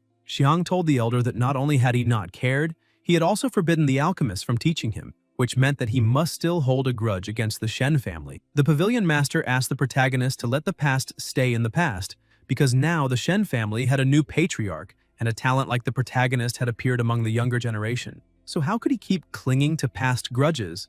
Besides, the Yao family had gone too far, and it was time to do something for the Shen family. Tianhu asked if the elder was planning something, because he had just mentioned going to the royal city. The elder said that was exactly right because he was planning to open an alchemy pavilion in the royal city.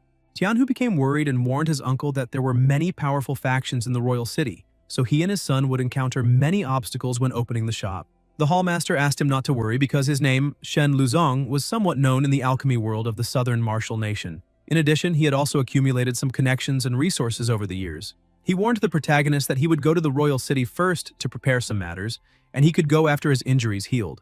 Luzong pointed out that with the strength of the 2 of them, grandfather and grandson together, they would definitely establish a foundation in the royal city and bring prosperity to the Shen family. The protagonist began to smile and asked if he had just gained a grandfather out of nowhere. 2 weeks later, in the royal city, Xiang finally arrived and was surprised, saying that this was just as expected of the royal city, because if he could establish a position there, his family would never have to worry about medicinal resources again. He saw a commotion happening right in front of him and thought that his great-uncle had told him to go straight to South Celestial Street, but he did not know if he was going the right way. He looked at a person beside him and asked what everyone was looking at. The man pointed out that they were only watching the city lord's 3rd son taking things. The protagonist asked who that person was, and another young man approached, saying that it was exactly what he had heard, but that was not all because that boy was also the head of Danxiang Pharmacy, and they did not know how that Lingden Pavilion had caused trouble with that noble, but it was a tragedy. However, no matter what it was fun to watch. The protagonist approached and saw the shop's signboard thrown on the ground. He heard some noises coming from upstairs. Luzong was questioning the 3rd young master about what he thought he was doing. He was the 3rd son of the city lord named Hua Xin. Hua Xin told Luzong to ask his people what they had done, asked the old man to look at his wound, and pointed out that he could barely stand up now. In the current position he was in, he was already being merciful by not tearing off one of Luzong's legs. The old man's subordinate asked his master how he could have injured him. Luzong asked his subordinate not to say anything else because he already understood the whole situation. Hua Xin continued saying that he was not an unreasonable person and pointed out again that they had injured the prince's leg, so he wanted the entire shop. The protagonist picked up a stone and, irritated, threw it hard at Hua Xin's leg. He stood up angrily and asked who the idiot was who dared to sneak attack him. The guards were frightened, saying that the movement had been far too fast and that perhaps the opponent was a master, so they needed to protect the 3rd young master. The protagonist entered, saying that the injured person was probably the 3rd young master. He asked if his leg was not gravely injured, so how had he managed to stand up so quickly? Hua Xin and his guards were surprised by that, but the young master went up to the protagonist and asked if he had really tried to assassinate him. He ordered his guards to seize him immediately. Jiang released his aura and said that they could try to capture him whenever they wanted. Hua Xin looked at one of his guards who was trembling in fear and asked if he was going deaf, because he had given the order for them to attack that boy. Xiang pointed out that, from the looks of it, the guards had a little sense, unlike their idiot master. The guard explained to the third young master that that person's true qi was extremely piercing and frightening, so it was better not to act rashly. Hua Xin remained irritated and struck his own guard, telling him to get out of there, since he was nothing but useless. He also released his aura, saying that the protagonist was nothing but a brat from the countryside, so he would receive a lesson now. Hua Xin shouted that he would demonstrate his lightning rain, but before he could do anything, the protagonist advanced quickly and grabbed him by the neck. The young master was frightened, asking who the hell the protagonist was and what he wanted. Xiang warned that Hua Xin had injured his grandfather, destroyed his entire shop, and now wanted to know what others wanted. The young master looked at the protagonist and asked if that shop belonged to him, but Jiang remained irritated and tightened his grip around the young master's throat even more. Hua Xin asked him to wait because his father was the city lord, and if the protagonist wanted to do business, they could discuss some things. Xiang said that this was exactly it because that boy was the city lord's son and the shopkeeper of Danxiang Pharmacy, which meant there were great powers behind him. Hua Xin began acting arrogantly again, saying that it was good to know the protagonist understood that, so he should stop immediately. Jiang slapped the young master across the face, and he was surprised, questioning how he had the courage to do that because not even his father had ever laid a hand on his face. Ashamed by that, he shouted, calling the protagonist a bastard, and ordered him to kneel immediately and beg for mercy because if he did it properly, then perhaps his pathetic life would be spared. But Xiang simply slapped the young master across the face again. The protagonist kept looking at him, saying that he was only an abandoned child and should not think too highly of himself. Xiang moved a little closer and said that even he, an outsider, knew that the Hua family of Wohu City was very famous for the thunder and twilight rain technique, but Hua Xin could only use the lower level of it. Although he was the city lord's son, he had been placed as the pharmacy's shopkeeper. With a position like that, he was already useless in his own father's eyes. Xiang smiled and asked if he understood now. Besides, even if the Hua family stood up for a useless person like Hua Xin, the question he should ask himself was whether they really wanted to cause trouble with two alchemists from Lingdan Pavilion. Hua Xin, with tears in his eyes, said that it was not like that. One of the women there pointed out that no one in that city knew all of that. However, the city lord had decided to make it very clear, and that young man, besides punishing the young master, wanted to damage his heart. Jiang asked Hua Xin to get out of there immediately because if he still wanted to cause trouble, then he would no longer be as polite as he had been so far. Hua Xin began crying, saying that he did not want that anymore, and pointed out that his father was very influential, because once he saw that Hua Xin was not talented, he gave all the resources to his eldest brother and second brother. The entire Wohu city knew that the third son of the Hua family was a loser, and everyone made jokes about him. While crying, he grabbed the protagonist's leg, saying that he did not want to go through all of that anymore and asked what he should do to improve. Xiang asked the third young master to calm down a little and let go of him. Tianhua's subordinate said something to him. The old man went to the protagonist and warned him that they had just received news. The owner of Danxiang Pharmacy and her older brother, the young lord of the city, Hua Lei, had brought many people to that side, so perhaps it was already over for that third young master. The protagonist pointed out that they could not mess with the pharmacy or the city lord at the moment. Hua Xin kept crying, saying that the protagonist and his grandfather were talented alchemists and children of heaven, who had been cultivated by their families since childhood. So it was very obvious that they could not understand what he was really going through. That made Jiang irritated, and he called the third young master. The protagonist released a little qi in his hand, and Hua Xin was frightened, asking if he was going to be beaten again. Xiang said that was not it, because he only wanted to say that he also understood what it was like to be ignored by the family and treated as a loser by everyone. The young master was confused and asked what the protagonist was talking about. Xiang introduced himself and said his name, saying that he had been a loser in the Shen family for years, and that he could ask anyone he wanted, but fortunately his father had always supported him and had not given up. So, in the end, he had managed to change his own fate. Because of that, the protagonist wanted to make a proposal. He went up to the young master and asked if he would like to work together and remove the title of loser, because no one wanted to be trash for the rest of their life. Hua Xin was so moved that he began crying, asking if that proposal was really true. Xiang smiled and said yes, because he never joked about that kind of thing. Lu Zong asked the protagonist if he was sure about what he was doing, because the other side was very aggressive. Xiang asked his uncle not to worry about that. Outside, a man arrived on horseback, ordering the guards to seize the troublemaker for him immediately. he was the young lord of Wohu City. He looked back, asking Master Hua not to worry because he would put on a satisfying show for her. But she simply stayed quiet, observing the situation. The young man ordered all the guards to attack, but an extremely powerful dragon-shaped aura came out from inside the house, sending the 3 guards who had advanced flying away. The protagonist asked what the problem was. He came outside holding one of the guards, saying that thieves were repeatedly trying to invade his pavilion and cause trouble, and questioned whether there were no guards in that city who could do their job. The young lord of the city asked the protagonist who he was and pointed out that he had seriously injured his 3rd brother, as well as the city guards standing before him. He asked if the protagonist knew the punishments for those crimes. Jiang asked if that meant he was the young lord of the Hua family's city. The protagonist became irritated and threw the guard to the ground, telling the young lord that his brother had destroyed the pavilion for no reason, and his guards had also broken into his private residence for no reason. Because of that, he would also like to know what punishments the 3rd young master and the guards would receive for doing that. The young lord felt humiliated, asked the protagonist what he meant by that, and charged forward, asking how he dared to provoke the grandeur of the Hua family. Because of that, he would show him the consequences of such actions. The guards were frightened, saying that they needed to run, because the young lord of the city was furious. But Xiang also did not have much patience and advanced quickly, moving behind the young lord. However, the young lord disappeared, and the protagonist was surprised, retreating and questioning where he was. Suddenly, his opponent appeared flying toward him, saying that with that light and smoke, he only needed 1 strike, because that was the Hua family's greatest skill, the Heavenly Thunderstorm. The attack went toward the protagonist, but he used the White Tiger Golden Shield. The young lord kept attacking, saying that when the hammer and lightning joined together, the opponent would have no way to escape. Xiang, who was trying to withstand the attack with his shield, realized that he would not be able to hold on for much longer, and suddenly his shield shattered. A huge explosion happened,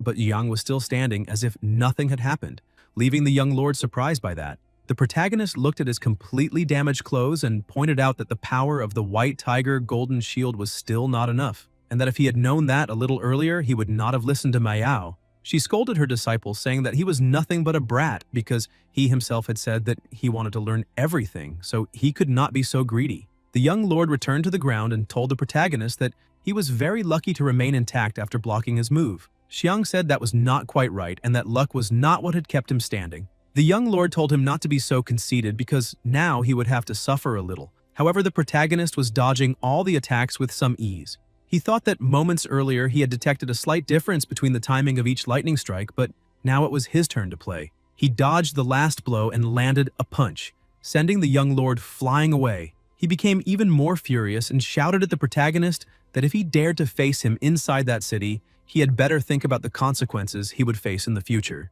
Master Hua restrained him and asked him not to be so angry. She stepped out of the carriage, saying that the 2 were talented young alchemists of the southern martial nation, so why should they fight there? She kept approaching and said that the 2 of them could consider her a little and shake hands to make peace, asking what young master Shen Xiang thought of that. The protagonist was surprised and asked how she knew him. She said that of course she would know him because the match between young master Shen and the Yao family had already spread throughout the entire city, and everyone knew about it. Yueyun pointed out that the protagonist was a young hero, but the matter of Tianhua losing to him could affect the Yao family's cooperation in the city, and asked what the young master thought of that. The young lord thought that she knew very well that he had contact with the Yao family, and perhaps that girl was trying something. Yueyun showed a chest full of gold. Xiang was surprised, asking if all of that was really for him. Yueyun explained that the 3rd young master was the pharmacy's shopkeeper, and his mistakes were also everyone's mistakes. So they wanted to rid themselves of that guilt. Xiang became confused and looked at his grandfather, thinking about that woman. Luzong said that it was very good to understand and pointed out that woman could not deceive him, so the protagonist did not need to worry because he would deal with her. Xiang became happy and surprised, saying that his grandfather was a reliable old man. He held her hands, saying that Master Hua was far too good for someone so young, and it was no wonder she could hold such an important position even at such a young age. She tried to restrain herself and thanked him for the words of praise. Lu Song continued acting strangely, saying that they should consider the overall situation first and recover greatly. The protagonist looked at that situation and thought that he had greatly overestimated that old man. The young lord pointed out that his 3rd younger brother had been injured, so this was a matter of the family's honor, and he demanded a proper explanation for everything that had happened. Hua Xin, who was watching everything from a window, became moved, saying that his older brother was not like his father, because from the looks of it, he still cared about what happened. Jiang explained that the 3rd young master was fine. However, from the looks of it, The young lord was not afraid of accidentally injuring him if he used the heavenly thunderstorm there. The young lord said no, because his brother knew very well that he was a useless person, since he could not do anything well. So he brought nothing but trouble to the family, and even if he was injured by mistake, that was better than being humiliated there. The protagonist realized that his plan was unfolding correctly.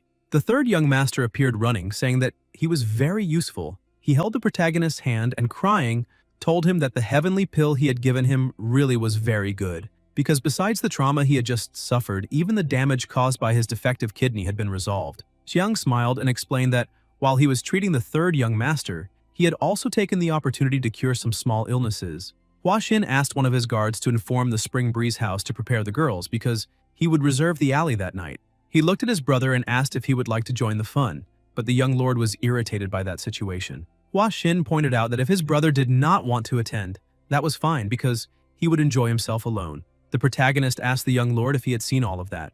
The young man left, saying that they were a lost cause. Lu Song pointed out that he had not expected that, but in the end, the third young master had ended up saving them. However, he noticed that the protagonist was acting strangely and asked his grandson if he had planned all of that. Because from the looks of it, Jiang had made the third young master aware of his position in the family and then took the opportunity to win him over. The protagonist only smiled, saying that it was a true mystery, but now at least the entire city knew one thing. The Shen family's Pill King Pavilion was officially open.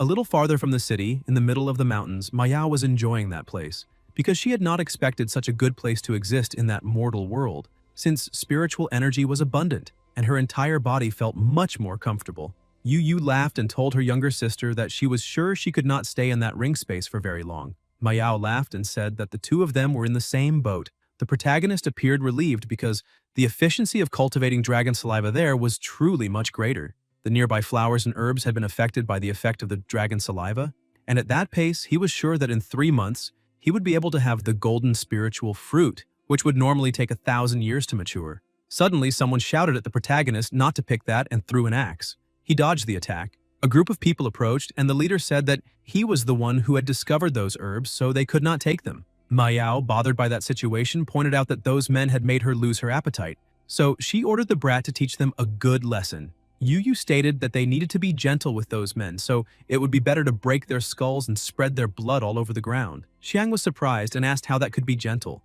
The group leader asked if they really did not know who they were, so how did they dare steal the herbs there? The protagonist looked at the boss and realized that he had seen him before because it was definitely that guy.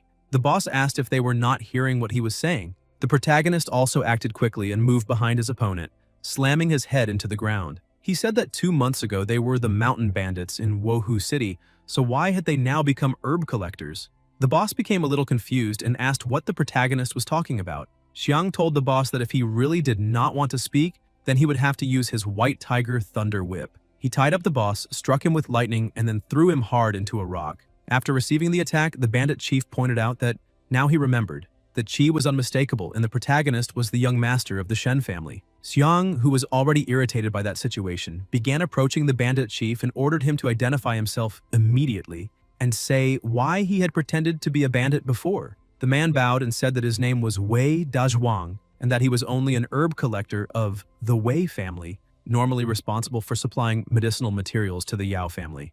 The protagonist asked if he really worked for the Yao family. Dazhuang said yes. The protagonist continued questioning whether he was the one who had disturbed the Shen family banquet.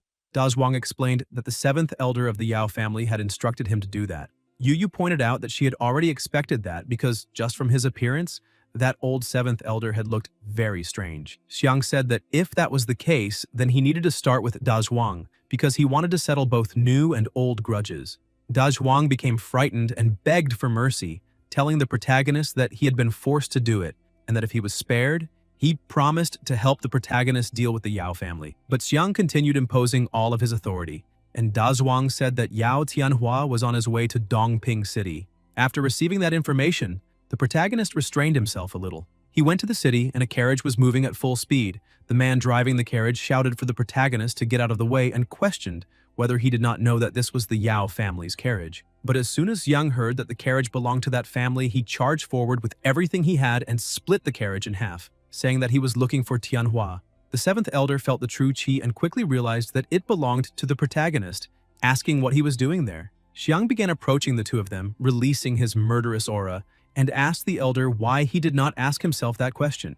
Because if he did not want people to know what he was doing, then he should not have done it. Tianhua told the seventh elder to stop talking nonsense and quickly teach the protagonist a lesson. The seventh elder pointed out that the boy's qi was a little strange and that he would probably need to take that strengthening pill. Xiang pointed out that he already knew the two of them had no shame at all, but that was fine because they could settle that situation altogether. Tianhua and the seventh elder began attacking at the same time. After taking the strengthening pill, the seventh elder's body became several times larger, and releasing his power, he used the burning sun palm, causing a huge explosion of fire. The two stood still, unable to see Xiang, and questioned whether the attack had worked. The seventh elder said that Bastard had probably been blown up, leaving not even dust behind. But in the middle of the dust, the protagonist began saying that in only 2 months, the Shadow Mirage sword attack had gained the power of the 7th level, and that was just as expected of the Yao family genius. But unfortunately, the protagonist pointed out that he had progressed even faster. Tianhua and the 7th elder could not believe how that was possible. The protagonist attacked, saying that now it was his turn to play a little. He tied the two of them up with a whip and began crushing them as if they were nothing. The 7th elder questioned what the protagonist really wanted and whether it was possible that he wanted to eliminate the two of them. Tianhua kept saying that if he did that, then the Yao family would never spare him, and he could wait for the extermination of his entire family. Xiang said that Ma Yao had told him that the White Tiger martial skill used combat to increase its power, but sometimes blood was also necessary. He kept squeezing the two of them tighter and tighter, until only a red puddle remained beneath their fallen bodies, because the two of them had received exactly what they deserved. A short time later at the pavilion, Dazhuang appeared and told his new young master that they had just brought the medicinal materials he had requested. Xiang asked his subordinate to help unload the goods and asked Dazhuang to sit for a while and taste some tea. Dazhuang warned the protagonist that there was a lot of talk outside because they said Tianhua's carriage had disappeared and even his body had not been found. Xiang questioned what he meant by that. Dazhuang became frightened and apologized, telling the protagonist that he knew nothing because he only knew that the Yao family had disappeared, and now it was the opportunity of the Pill King Pavilion. Xiang became happy and said that this was a good opportunity, so he would leave the medicinal materials for Dazhuang to take care of. Dazhuang asked his new boss not to worry because he would work in the best way possible. He breathed a sigh of relief, thinking that he had been very lucky not to choose the wrong side, otherwise his body might have disappeared too. Luzong burst through the door and asked the protagonist why he had called him back in such a hurry and what the problem was. Xiang asked his grandfather to accompany him because he had a treasure to show him. Luzong asked what kind of treasure it was because he could not be acting so mysterious. The protagonist placed a box on the table and asked his grandfather to open it. Luzong said that if the protagonist had made him leave the Spring Breeze house for some trash or to talk about business, he would pay with his own life. But as soon as the old man opened the chest, the light and energy from it filled the place. He asked if that really was the 1,000-year divine fruit, the golden spiritual fruit. He held the fruits in his hands, saying that those things needed 1,000 years to become a tree and 1,000 years to bear fruit. In addition, whether it was the peels or the leaves, they had enormous benefits for refining high-quality pills, making them a treasure coveted by everyone in the world of alchemy. Xiang asked his grandfather if he was drunk, because he was speaking a little too slowly. The old man asked the protagonist where he had gotten those fruits. Xiang explained that he had used a special method to obtain that golden spiritual fruit. He thought that the effects of the dragon saliva technique were even more incredible than he had imagined, and it was no wonder Ma Yao had warned him not to mention it to anyone. The protagonist changed the subject, asking his grandfather if he could keep those golden spiritual fruits, because the Pill King Pavilion had just opened, so he would use them to recruit people and strengthen the pavilion's power.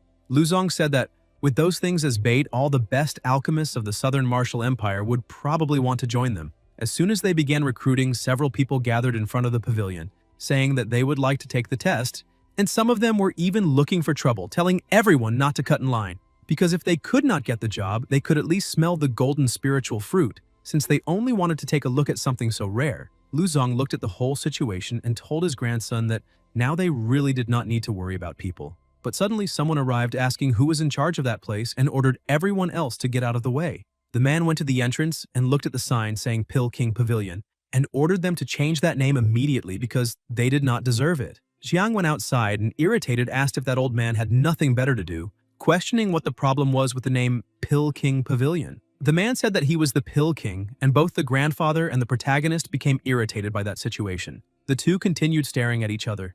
The old man held the profound Yang furnace. Xiang said that, from the looks of it, he was Uncle Mengbo of the Southern Martial Empire. Not only was he extremely skilled in alchemy, but he also had the iconic profound Yang furnace.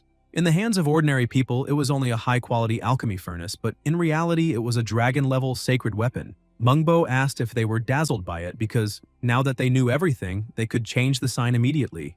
Ma Yao appeared, asking if he was not ashamed to call himself the Pill King with only that level. She looked at the protagonist and said that even for him, Xiang could not afford to lose to a guy like that. The protagonist asked if she was serious, and she said yes, because that furnace was a great treasure. The protagonist was probably also feeling the incredible sensation emanating from it.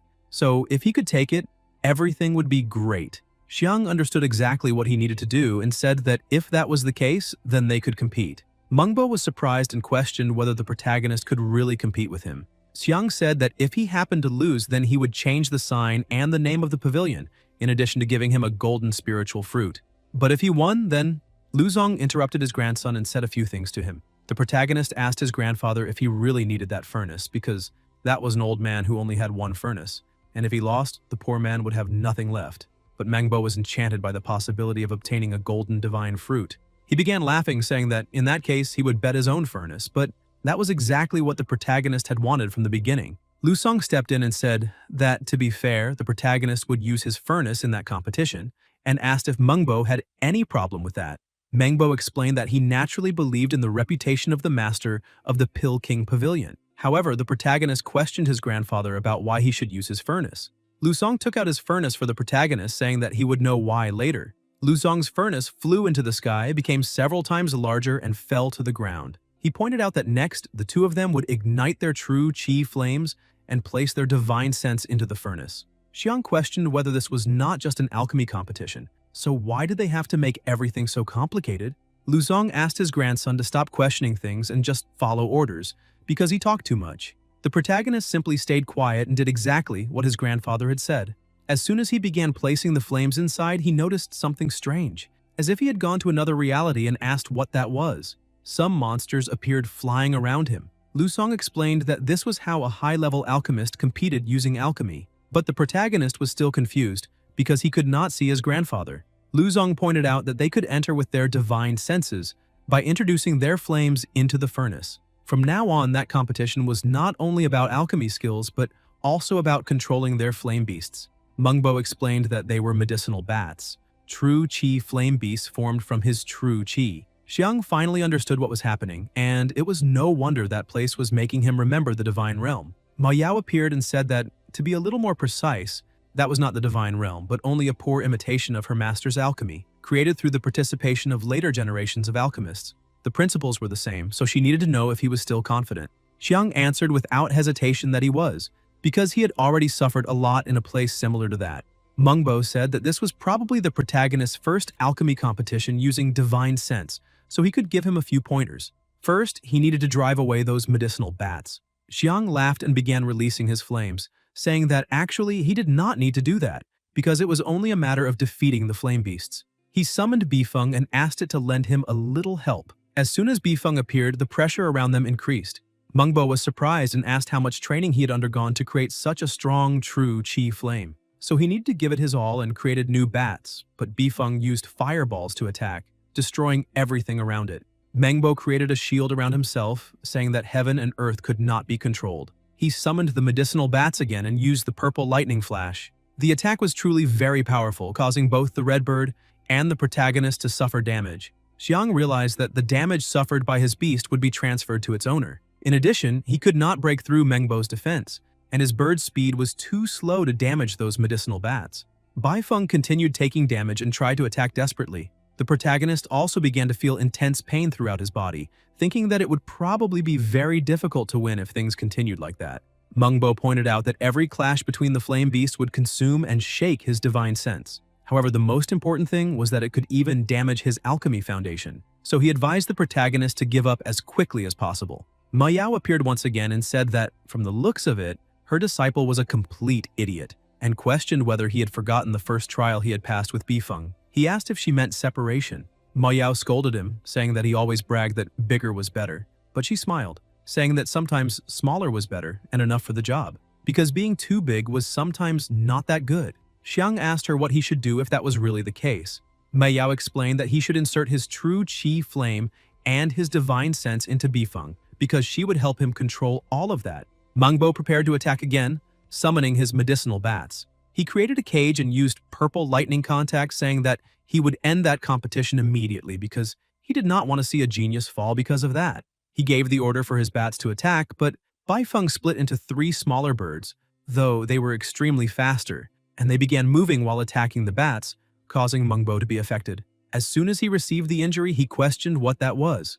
Xiang laughed, saying that the taste of bats was not so bad. He thanked his master for the reminder, because now that his beast had split into smaller forms, they could easily keep up with the speed of the medicinal bats.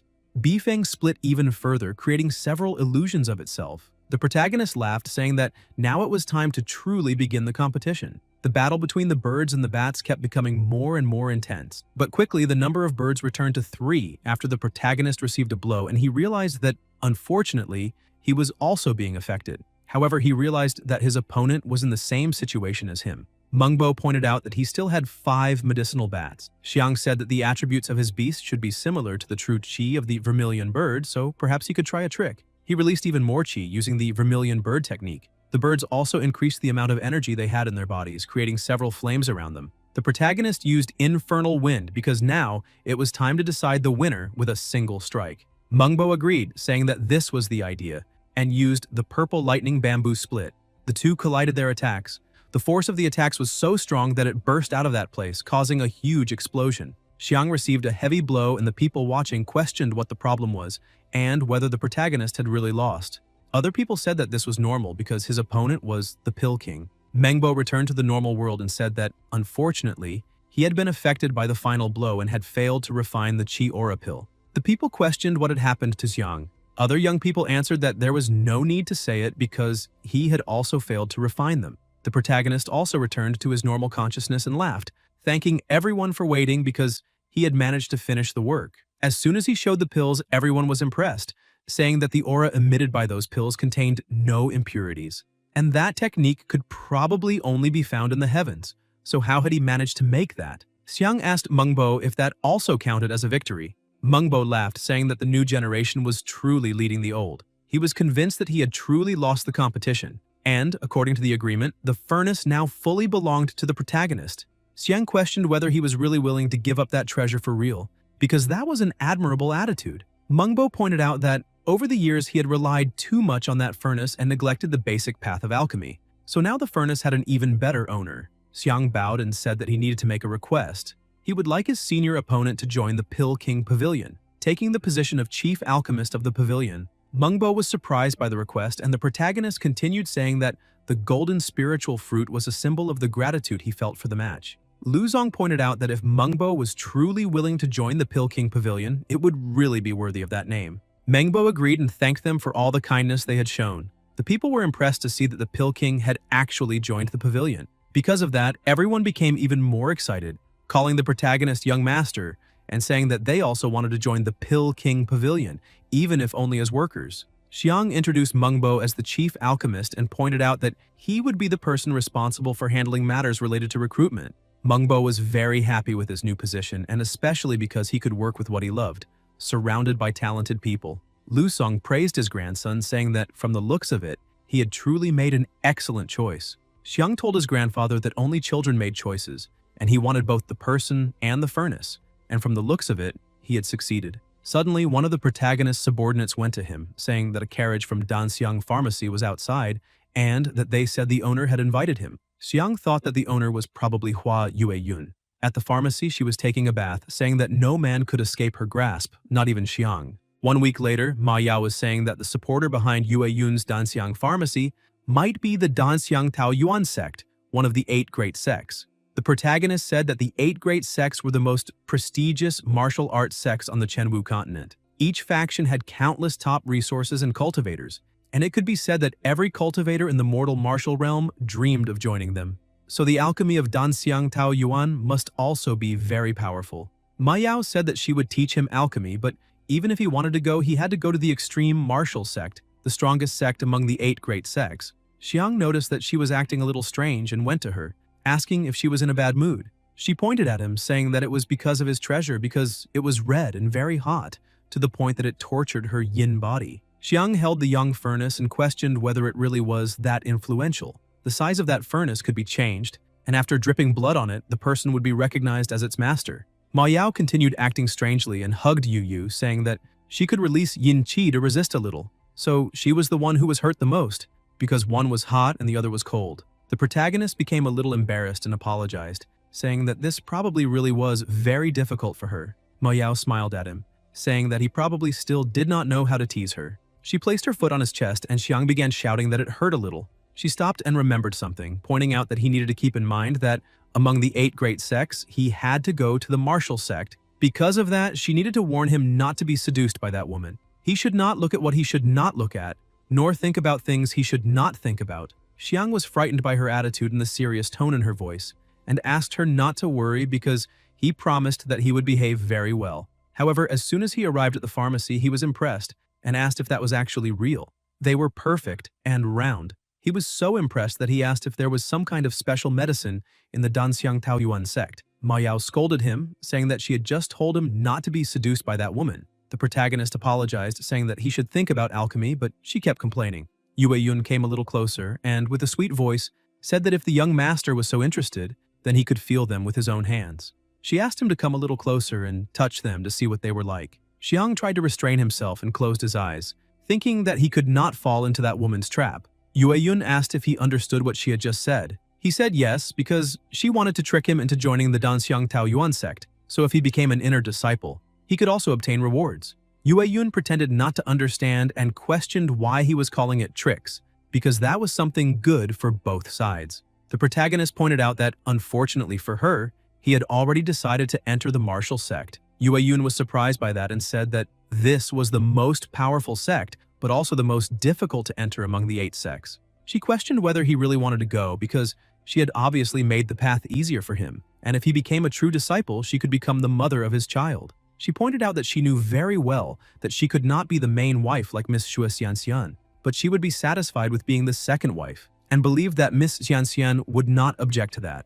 Xiang said that he did not need that and moved away from her, making her fall to the floor. He looked at her with a serious gaze and said that, from the looks of it, she was very well versed in this, so he feared that there were already many high-quality juniors who had fallen for that bait. Yue Yun said that, from the looks of it, the young master was truly cruel, because not only had he rejected her, but he had also implied that she was old, shameless, and not from the same generation as him. She decided to give up, saying that if he happened to change his mind, he could look for her at any time, because he knew where to find her. Xiang put his hands inside his clothes and said that he had a great treasure for her, but he would like to exchange it for some spiritual stones. Yue Yun looked at a lower part and was impressed, asking what that large and immense gift was. Xiang showed a 1,000-year-old blood spiritual herb, but that was not exactly what she had been expecting.